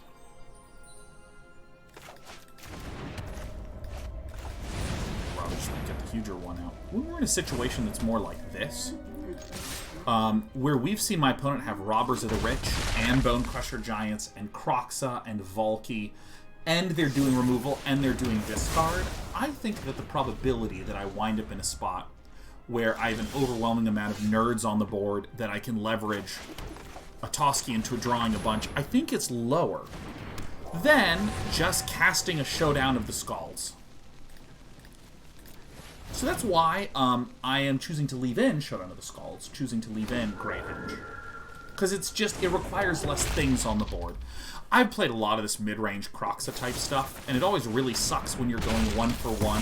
You know, I cast a spell and kill a creature, and then I do some sort of exchange with Claim the Firstborn in the Crowan War, and, you know, it evens out. But now you have no cards, and I have no cards, but I have a Kroxa. Yeah!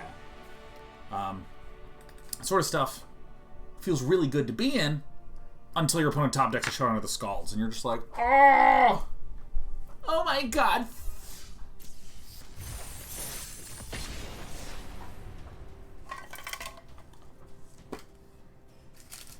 Love to catch Kroxa with Valky.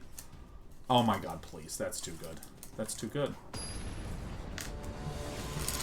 Who am I kidding? I'm finishing the entire Altoid box.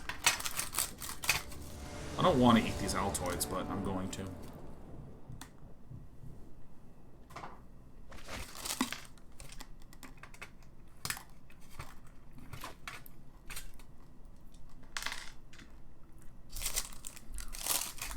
Alright. Now here's a mistake that you can make with an Altoid tin. You can say to yourself, awesome, I have my Altoid tin. Oh yeah. What I will now do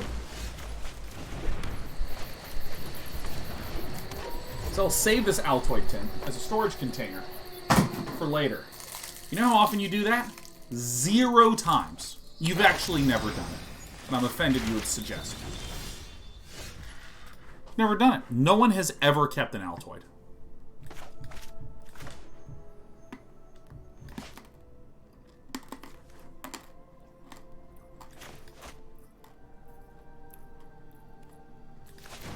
This is actually just too good to not do.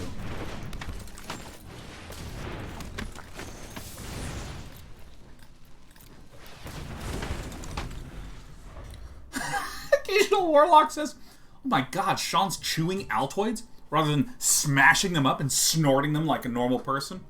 I know. I like to do a bump of Toid before I get my workday started. I'm a healthy man. I know exactly what I'm doing. I've read a blog. I get up at 4 in the morning, having gone to bed at 3:30. I'm on a Dymaxian sleep schedule. It's okay. I read it in a blog. After I have 1 pound of bacon and I snort some Toids, I immediately try to invest in whatever is the top-rated stock on Wall Street bets. I don't know what my opponent's doing, so I'm just going to go fucking kill him.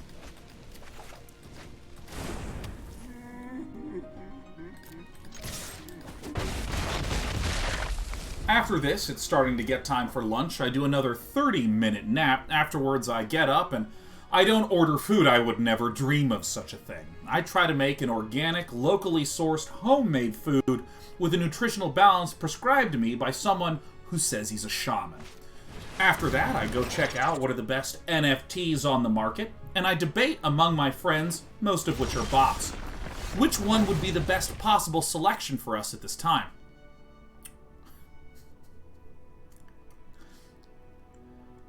Afterwards, I like to do 2 hours of stretching before drinking half a cup of olive oil to make sure there's enough moisture in my skin.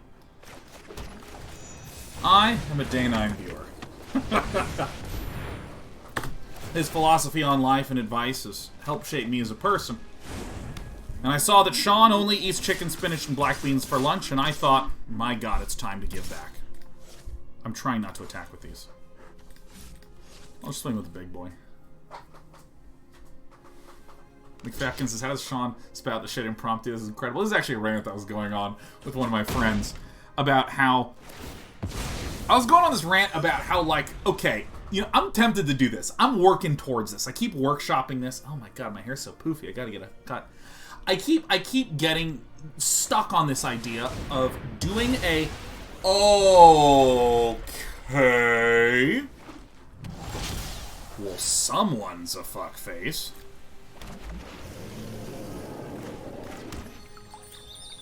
Oh shit, I didn't fucking play the Felidar Retreat. Fuck!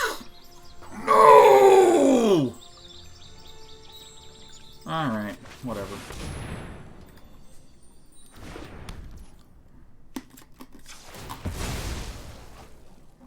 Can't believe I've done this.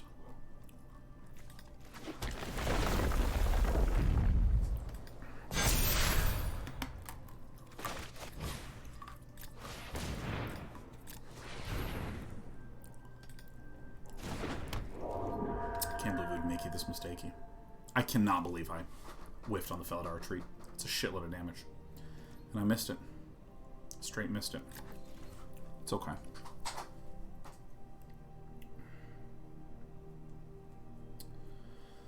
So we have the Clarion Spirit. I mean, my god.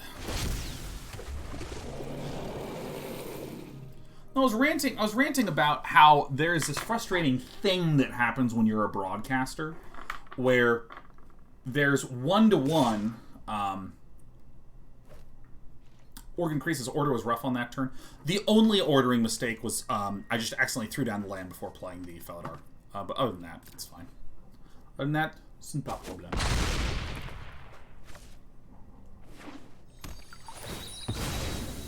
We still have the look and feel of someone who's going to win the game. Yeah, you played Clarion second? Yes, the playing of Clarion second was deliberate. We lose otherwise. I'm going to go ahead and concede. Now that I know what the list is, it's going to be relatively straightforward. Let's see here. It's just a reveal and put onto the library, yeah. Da-da-da-dum. Da-dum. Da-da-dum. Don't want the game to go on long, do we? Don't want the game to go on long at all.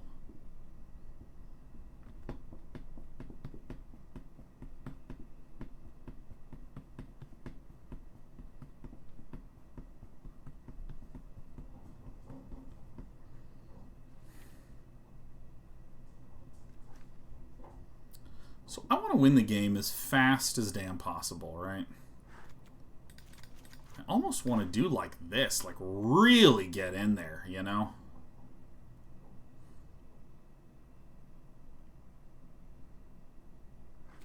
This is okay. But yeah, no, there's this thing. There is this thing.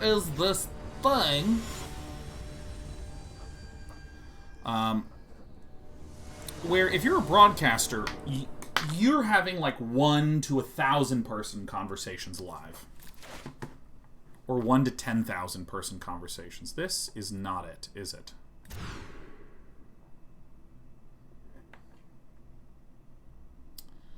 This is not it, but it's close. So I'm going to keep it because I'd rather die than continue to play this game. We'll put back Clarion Spirit. There's this thing where if you're broadcasting, say, 3,000 people at once, there's a type of communication that happens in one-on-one situations that does not work well at all in one-to-many situations. And that is someone who uses a phrase along the lines of, you know what you should do? I do take some issue with this in a one-on-one circumstance in a lot of situations.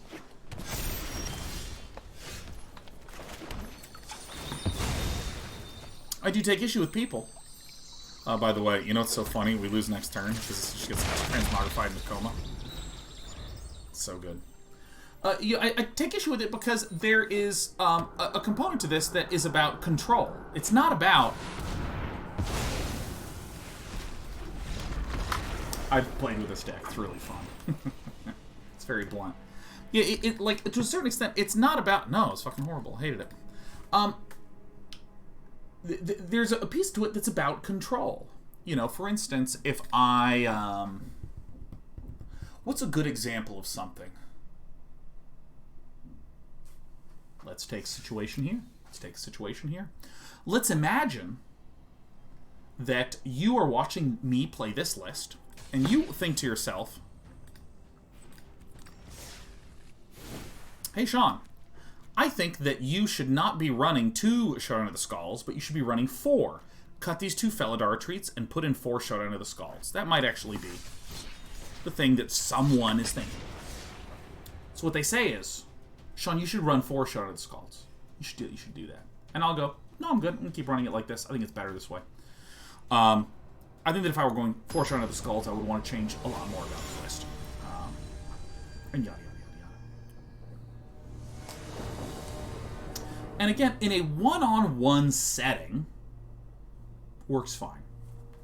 Again, I do take some issue with the way that it's worded, but yeah, let's move past that. Moving past that, pretty reasonable. Pretty freaking normal, even. But when you have a bunch of people who are watching you, there starts to be this problem where it's like, Sean, you just talked about needing to get a haircut.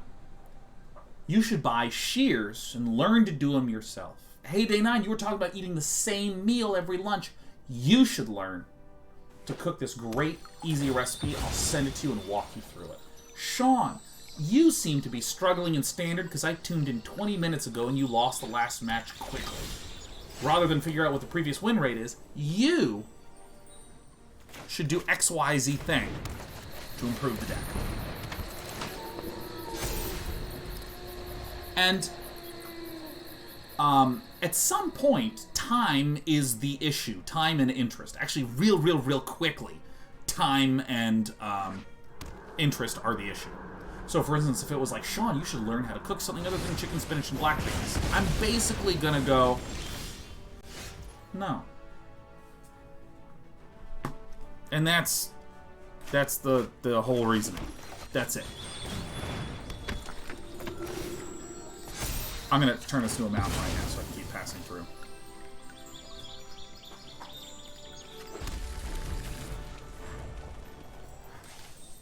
Mimble's daughter says, Sean, you seem to be writing a letter, and then post the Clippy emote.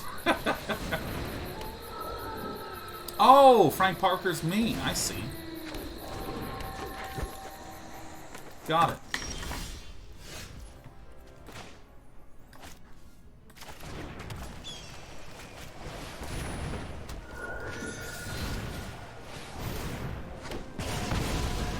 Great.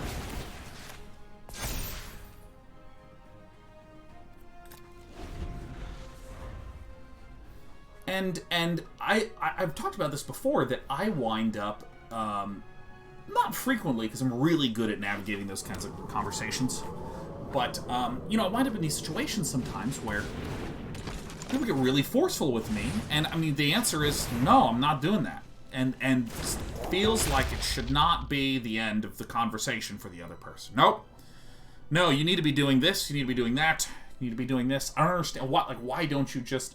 And there's some people that I've known that, like, don't pick up on the... I'll call it the I didn't say no technique. However, very clearly no. And...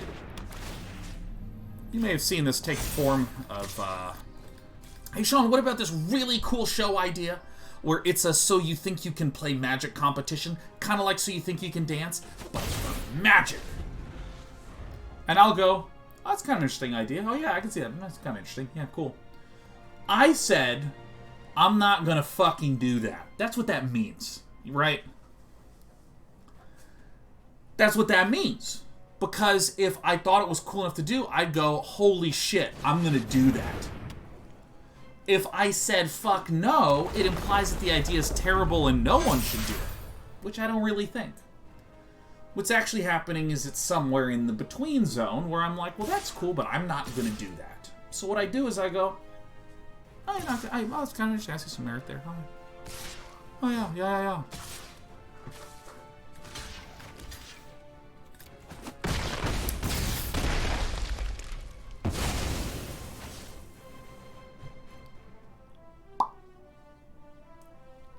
Very different, very key. So we see the Gigantha, which is more traditional Listo.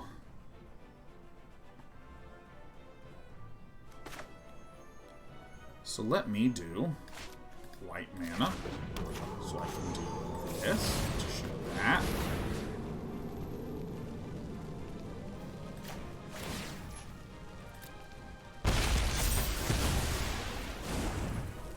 This is in the other side. So then I'm going to do this.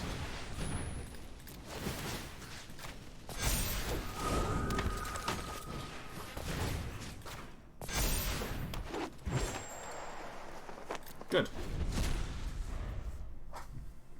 And, you know, all this is to say that, you know, I've been developing a joke with a friend about, like, if I just did all the things that people constantly try to, like, hey, you know what would be really good for you? Is that, you know what would be really good for you, Sean? You know what you need to do? You know do this? And it just turned into this, like, ridiculous rant where, like, okay, if I did 100% of the things that people come to me and go, oh, Sean, you know what would be, like, a really good idea? If I just did all of those things, you know what my time would look like? I would get up at 6 a.m. after a nice, long night's rest. Did I stay up late the night before? Absolutely not. You did, but not me, because you suggested that I should go to bed early. Get up at 6. The first thing I do I get on the internet? No. I mean, you do that, but not day 9, because you suggested that I get up and meditate first thing in the morning, 30 minutes, get my headspace on right, before doing what? Working on my second business at 6:30 in the morning. Long before the sun has come out. This one, please.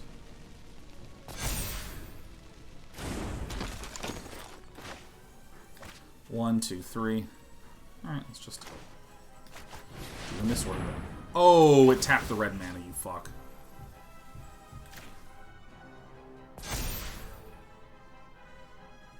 It's not all bad. Use the Jaspera Sentinel to swingy dingy on him. Beep. Auto pay. Tap. This one. After working on the business for several hours, at that point in time, I'd say good morning to my pets and my wife, being perfectly patient because everything went exactly according to plan in all of the work stuffs I had in my second business from 6:30 to 9. I would then cook them. A locally sourced, organic, homemade meal with perfectly balanced nutrition that I learned myself, building up cooking from first principles. Afterwards, I'd get ready to exercise. Health is important. Do I have a trainer? No. You do. But not day 9, because you suggest that I figure out how to take care of my own body, take care of my own health, and take charge. It's important. Health is very important. Let's kill the Clarion Spirit, because I don't want my opponent to make extra 1/1s. So let's... I'm going to do this first. We're going to do this first.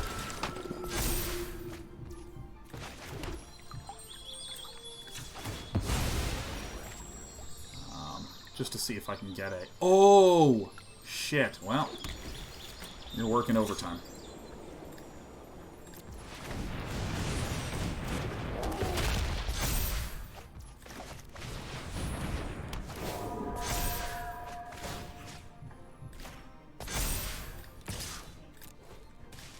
I mean, it's just never ending, right? It's just never ending. There's this, like, mythical idea that all these content creators should, like, be cooking their own food in amazing health, run a fashion line, do their stream, use every single media platform to its fullest. Twitch, YouTube, TikTok, Snapchat, Twitter, Instagram. Where are your photos? Where are your selfies? Where are your snaps? Where's your whatever the fuck, right? You should be doing all this, but you should also be planning for the future and starting a business, and you need to collaborate with every other creator that I can think of, and you should also learn music. And Sean, Do you speak another language? You should learn another language. You should get in on that. And you know, you said you had interest in programming. I would love to show you the ropes in programming, baby. I'd be so interested in doing this. Why have you not taken me up on that offer? You know what? Do volunteer work as well. Volunteer work's important. You know, it's just like this list just keeps growing and embiggening. I guess I gotta do this one first. And Sean, you're having trouble sleeping? Why is that? You need to make sure that you're going to bed on time and getting a full night's rest. Do you know that 1 hour of less sleep each day can lead to an 80% increase and guarantee of death? Just like, fuck. And then after all that, what do they say? Sean, remember to practice self-care. Felidar Retreats are good in this matchup. I actually think Showdown of the Skalds are good in this matchup. What would not be good in the matchup? Toski Bearer Secrets is going to be a real big shitter.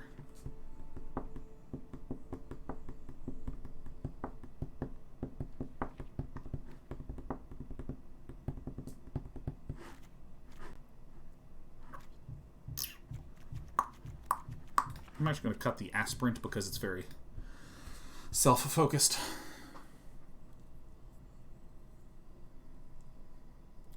Yeah, I don't fucking get it. Like part of me, I want to do a PowerPoint presentation. It's a 1 hour PowerPoint presentation where what I do is I speak on behalf of all broadcasters and content creators, and I tell you, the viewer, you really gotta fucking cut it out. That's gonna be the entire rant. It's just gonna be like, what is the matter with you? Now, of course, the danger of this, the danger of doing this, here's the first danger.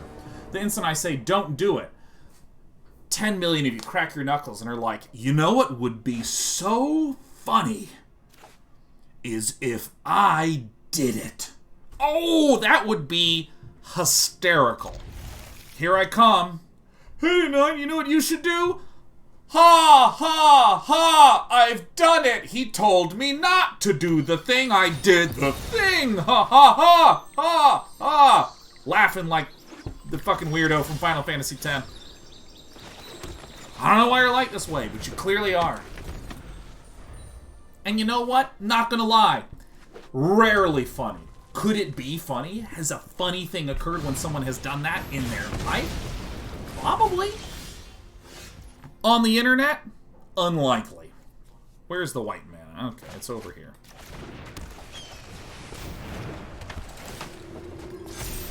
Oh my god, Dana. Hi. I have a joke, it's so funny. Ha ha ha ha ha. Yeah, I can see into your eyes. See into your soul. There's nothing there. It's just misery.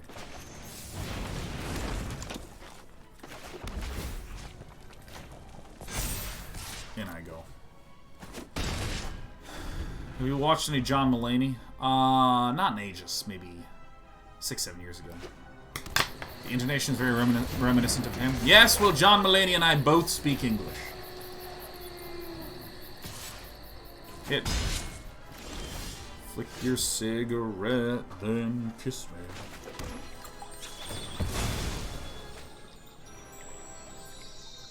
me. Green.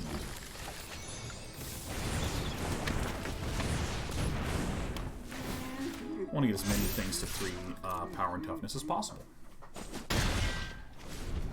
I just want to do a presentation where I'm like, here's all the things that are grading, right? And it's not that you're bad, right? Because I know I'm sort of doing a little bit of a caricature where I'm like, that's you do that. I say that because it's hilarious, objectively. But, you know, here's how I would compare it to.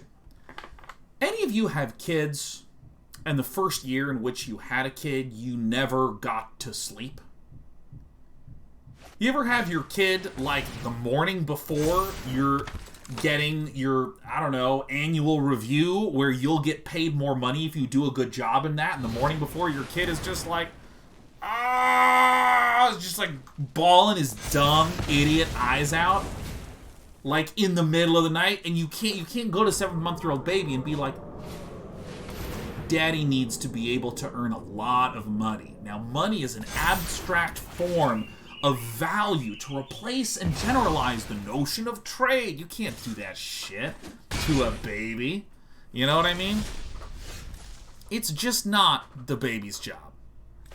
It's not the baby's job to do that shit. It's your job, the parent, to understand and to handle that shit. That's what your job is, right? I'm a broadcaster who is providing entertainment. You know what my job is? Many of you have stress going on in your lives. Maybe you're kind of lonely in the middle of the pandemic. And you're looking for some comfort. You're looking for some entertainment. And what do? I have a channel where I go, hey, come here. If you come to this place, we can give you satisfaction and happiness and fun. And if I were like, you guys are just, you're the worst sometimes, I would claim that I don't think that I'm doing my job very well. I would assert that it's important for me as a broadcaster to know what it is that I'm doing. To know what I'm responsible for, what I'm not responsible for, and so on.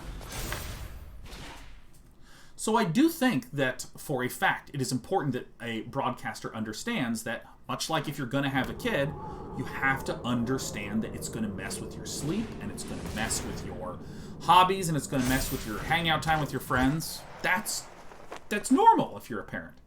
In the same way that I'm a broadcaster, and if I'm going to go broadcasting, I know people are going to get mad and judge me when they have a very small piece of information that they're extrapolating into pure evil and shit like this. It appears that I am dead. You know, I know that people are going to say things like, you look tired. Oh, why are you so bad? Oh, you made a mistake. I know this sort of stuff's going to happen. I know, and it's important that I am able to take care of myself enough. I think I want to cut these and do exactly what Villain did. I think Reidane's great here. I think that that's good. I think it's good for a streamer to have the emotional wherewithal to withstand and to be kind and to be good and to be responsible as an entertainer and entertain. But I still want to do this fucking presentation where I'm just like, dude, look what you do. You know what I mean? Parents get together and they're like, I don't know why my baby won't shut up. This baby is going to ruin my promotion. Like, ruin it. And I just will never explain to the baby. You know what parents do? Parents go, God, that fucking sucks, man. My kid keeps me up, too. It's fucking terrible. And they both go, oh, yeah, it's terrible. And you go, well, do you, like, regret having a kid? And the parents are like, absolutely not. I love my baby. My baby's awesome. This is exactly how any content creator would talk about when they're frustrated with their community. Well, gosh, if you don't like streaming, do you want to, like, get out of streaming and, like, stop the career? No!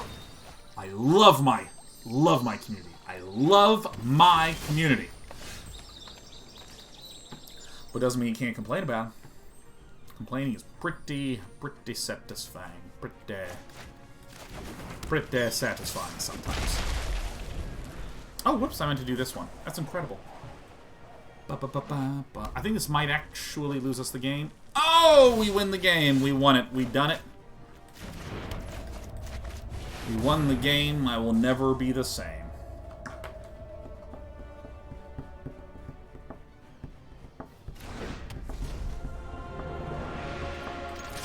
Well, that's what you want to do, you know? It's like so fun. It's so fun and cathartic, and I think important if you're a broadcaster to just be like, you know what? These people keep taking their thoughts and they type them down and they send it. What the fuck? And the funny thing is, even though many of you are not broadcasters, I sure know a lot of you know exactly what I'm talking about. I sure know a lot of you are just like, yeah, why do people just type shit and write it down, huh? What's up with that?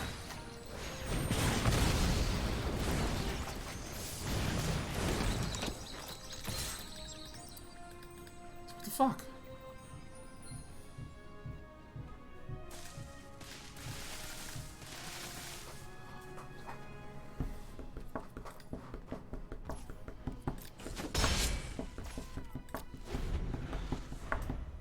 Yeah, I remember, oh, dude, like, Artosis has some incredible rants about this. Artosis has some incredible rants. People just make shit up and type it. They just make shit up and type it. What is the matter with them? Probably white. Probably.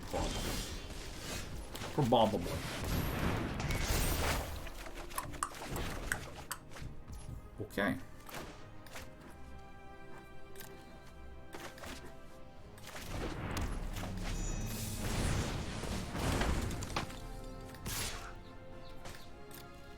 Because the next turn, we like Felidar, land, crack, Clarion.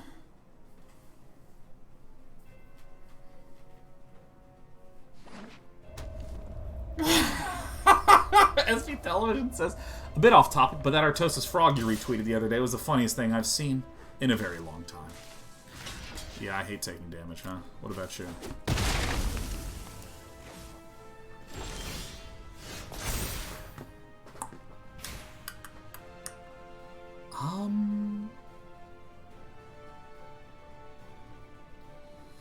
Change of plans.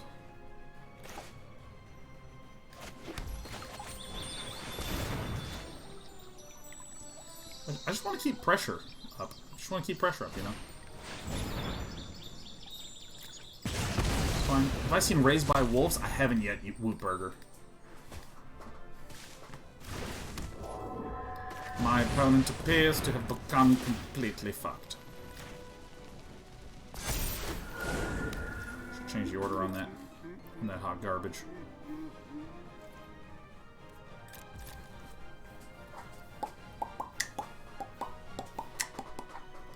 Yeah, for any of you who don't know, there's like a really, really round, chubby frog that when it ribbits, it goes like, ah, ah. And what someone did is they replaced the ah with my friend Artosis losing his fucking mind while he loses in StarCraft. As a little frog would like turn and then be like, fucking vessels! Just start screaming. I mean, it's just like, ah, and just like screaming, man. Yeah, this probably would have been a good one to run, huh? I don't have any way to remove that. All these are staying out. I keep thinking of Drannith Magistrate as like a key card if my opponent was going Temur. I keep forgetting that Naya Adventures still has a lot of adventures.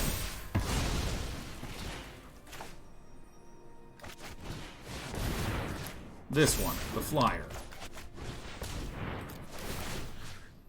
The flyer.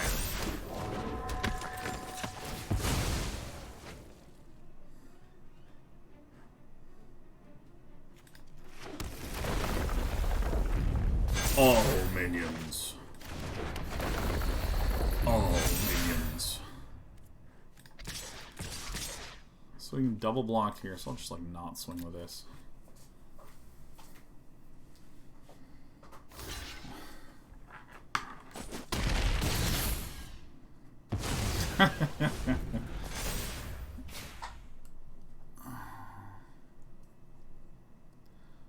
Is this players can't cast?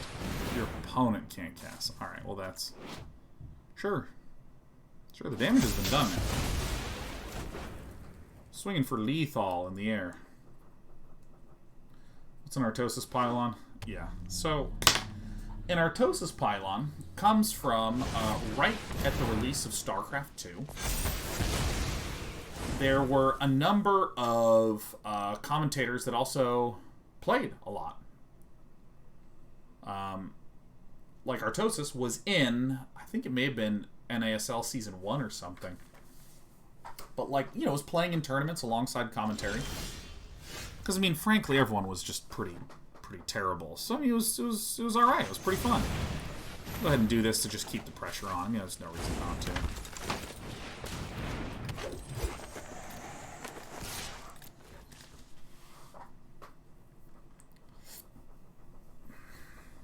I mean, we'll kill next turn unless a bunch of Reachers comes up.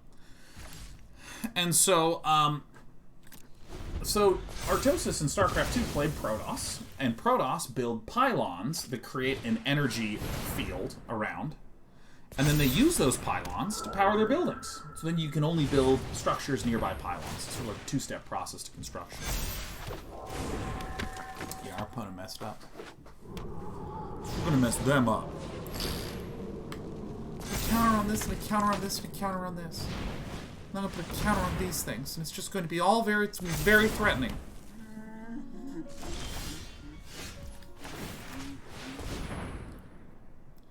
Ta-da. And my plan has been revealed. This is the only thing that can block, and it has to block, because I'm lethal in the skies, because I'm a good guy. So Dan was playing, and normally you have, like, you know, your buildings spread out, or you have multiple pylons to power the buildings, but in this case, yay, we win. In this case, Dan had all of his buildings being powered by one pylon. So when Dan's opponent came in, I'm pretty sure Dan's opponent just had the game won anyways. But like, Dan's opponent comes in and just shoots the pylon, and Dan has to immediately concede because all his buildings got disabled.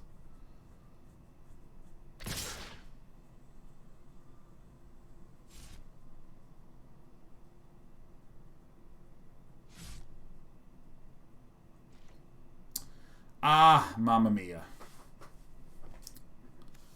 Unless I do...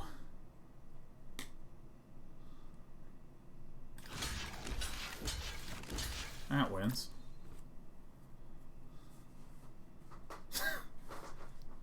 My opponent fucked up, man. Because my opponent has enough mana to tap down with this Giant Killer. Or this Giant Killer, for what it's worth. On one of my flyers. But now I won't actually have enough mana after I do this. So my opponent just making a mistake.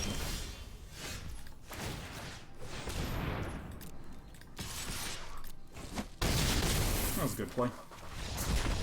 A nice little play for us. So when Dan lost with this one pylon, Dan is Artosis. So when Dan lost, like, in the next game, someone was like, oh my god, that's one pylon powering like 10 buildings. And then the other person was like, it's an Artosis pylon right there, right? Like, this just...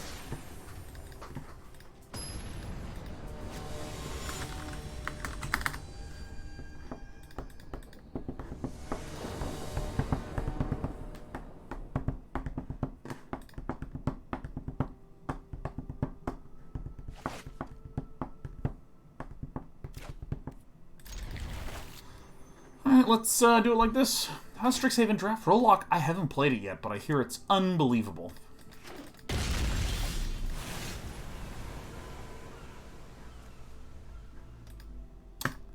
Blues and Times, I believe Idra coined the term. I don't know if that's true. I don't know. There's probably some history on it. But even then, it's kind of interesting to have been part of StarCraft history, to have been there when the things happen.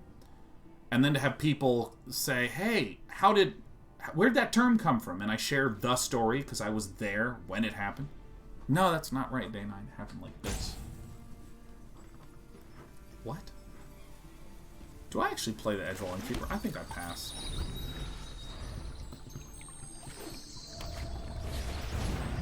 Ah, okay. So we gotta speed this bird up.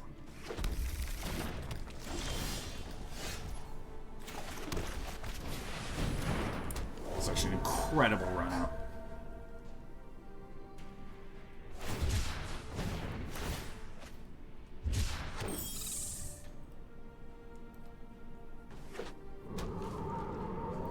Alright, so we are up against a cycling list. So the way that the cycling list will work is that they will be trying to fill the bin up with, as you might have imagined, cycling cards. And upon doing this, we'll be trying to build up lots of, like, 1/1s like this by cycling things away. With Improbable Alliances, they'll also use Pyromancers and stuff to try to start piercing for huge amounts of damage with cycling.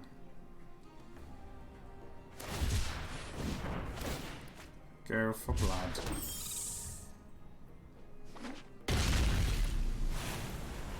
Alright. Valiant Rescuer. Okay, so I'm not going to showdown to the Skalds yet. I'm going to first draw. See what we get. We get nothing. It totally sucks.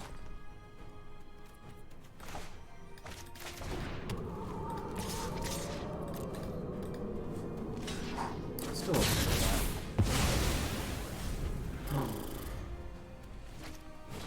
Just Guess is nice to know Cycling's still a deck. It's actually really good. It's a very, very good deck. I gotta actually spend some time thinking about how exactly we want to make this one work. Because it's these Ironcrag Pyromancers that just shit all over us. I actually think we have a pretty substantially losing matchup here. Certainly in game 1.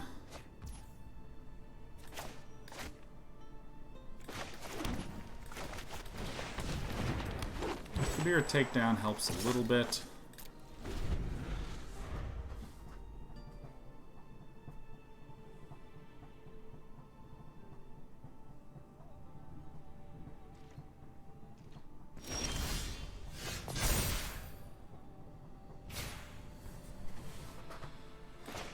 Plains. Clarion Spirit.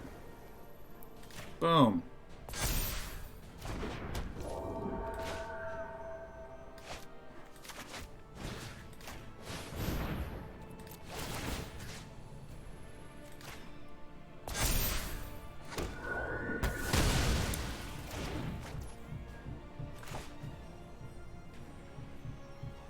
It resolved.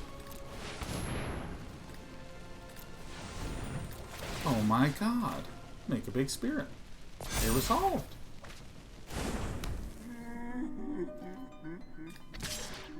We may yet win this game.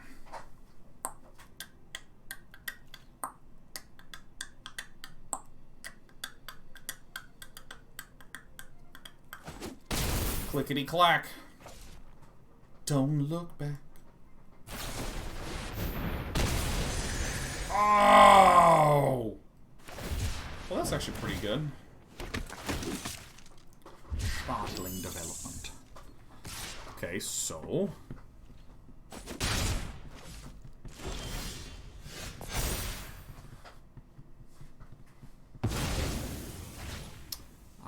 well, you know, I still think it's better to just do this. Boink.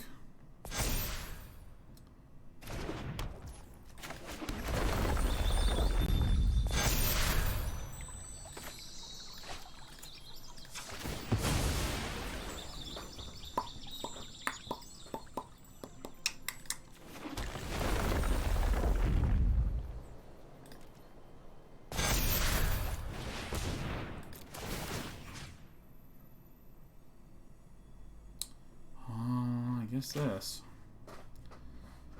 and perfect.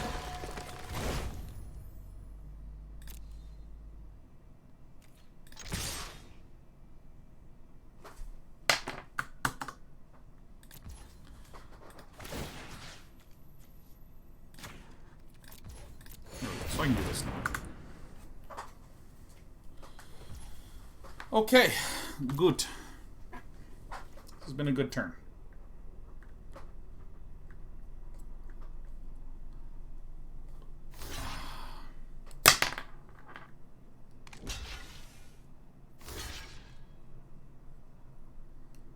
Alright.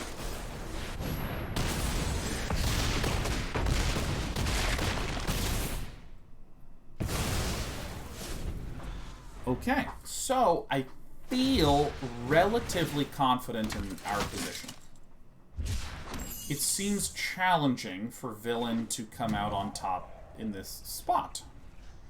Could I be wrong? I mean...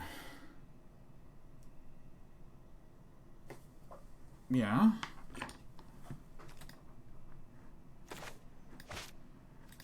You know what? I think it's better that I just do this and, like, lose the 1-1 than that I do any weirdness.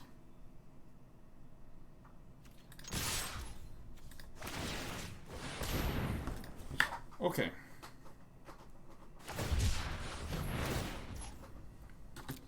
So that's going to make a 1/1. And then I think that it's either... It's like 1 off, huh? Because the 2 flyers in the air block these. And this blocks the 5/5 and the 4/5. So then we're like 2 off, huh? So that was 1, 2, 3, 4, 5, 6, 7. Oh, interesting. Maybe Villain just has it all in the hand. Just a handful of Zenith Flares. This is why I think this deck is like super sick. Healing! Donk. We have been donked. Yeah, I mean, I just think that that deck is incredible. Like, just incredible. So we're going to cut this and these. We're going to Redcap Melee. Reidanes are good. Bum, bum, bum, bum, bow.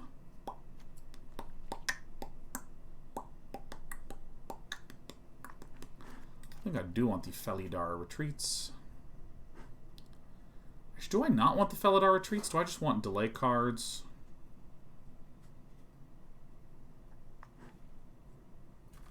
I think anything that helps us with width and height is good.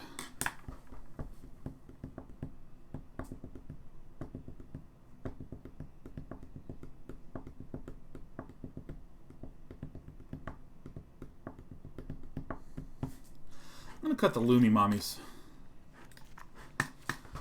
And do this. And do this. Dum da da da dum dum dum dum.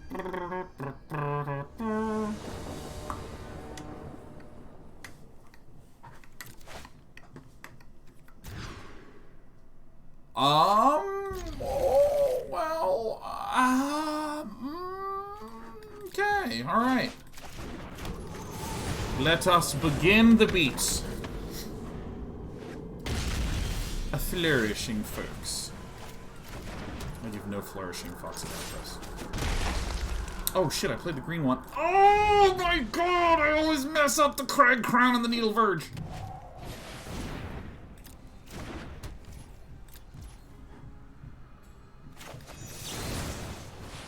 Alright, it appears we've made a huge error. White. Bang. Alright. Operation Beatdown is underway.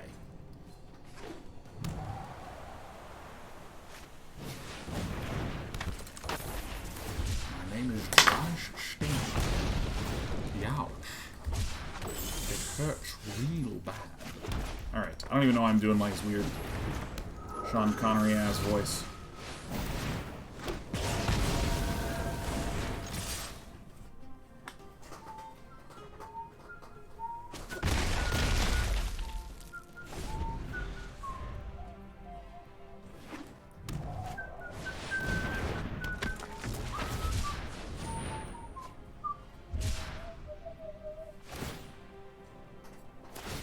No, not my guy. Aye. Aye, aye, aye.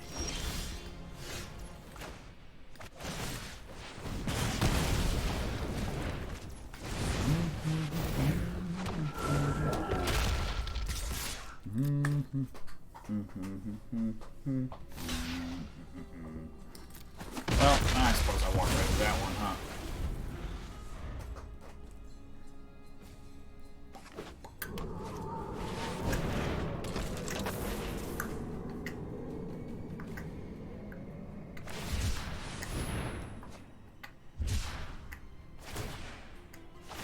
I mean, I think this Jaspera Cycling deck is one of my favorites. One of my absolute all-time favorites. Alright, let's just shoot this. Do that. You know, even though the double block is like very obviously the play here, I still think this is good because my opponent cycled 2 mana Cycler last time. Which to me implies that there's like, not a lot of goods in the hand. Unless it's just like the draw 4. And I'm screwed. screwy wooied. Oh, always lucky. That's exactly how I wanted it to tap, too. I mean, I didn't check before I yeeted the damn Showdown of the Skalds out.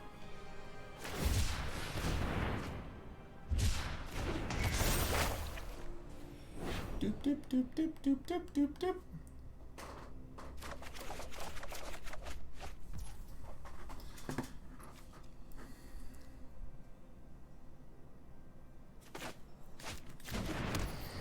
So I do not play these yet. I do not play these yet.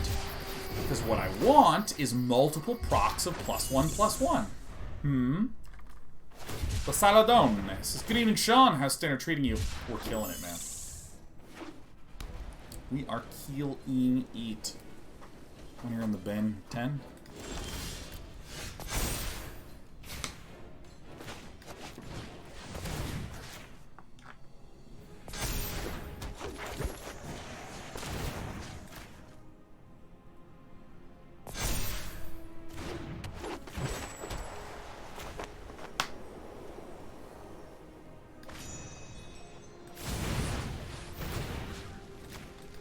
I do sort of a weird spread like this.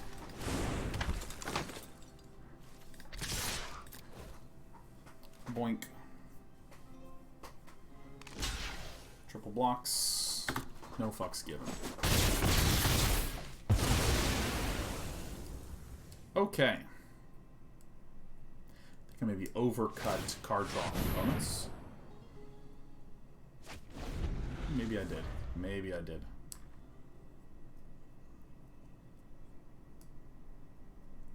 It's kind of funny. There's times when you feel like, maybe Toski is better, or another Showdown with Skalds, or maybe I'm not getting a lot of Great Henges. Yeah, I'm going to cut Great Henges, right? You start, like, getting these little mini doubt things going on, and then you cut them, and you're just like, wow, I wish I had one. Wow!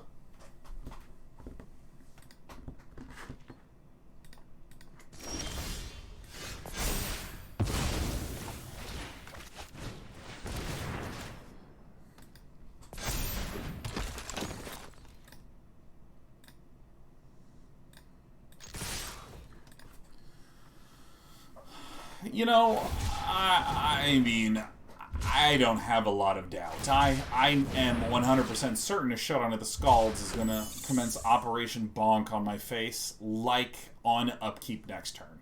That's what's going to happen. Again, I think that, like, this deck, every time I've ever played Jeskai Cycling against Naya Adventures, like, every single time, I'm just like, ugh.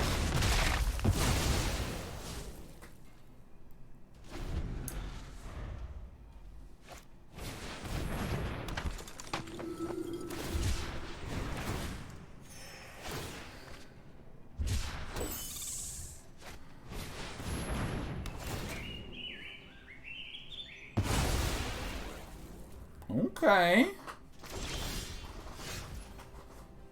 Okay. Let's do this. I'm gonna do the white. Okay.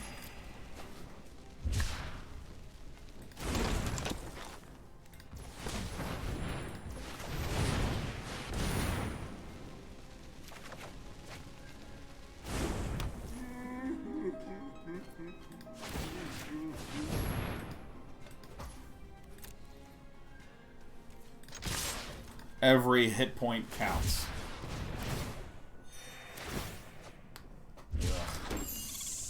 I don't even know how you beat this deck with my deck. I, like, really don't. Because my deck is, like, massive chip damage city. Chip damage city.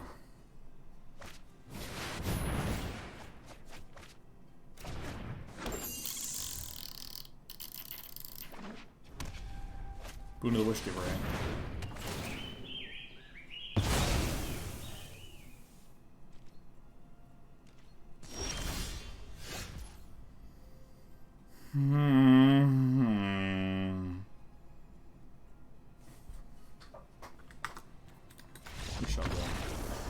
Yeah, I mean, I think the only way to really beat those Zenith Flare decks is faster. And if it disrupts us at all, we're screwed. And honestly, I think Jeskai is supposed to just win there a lot.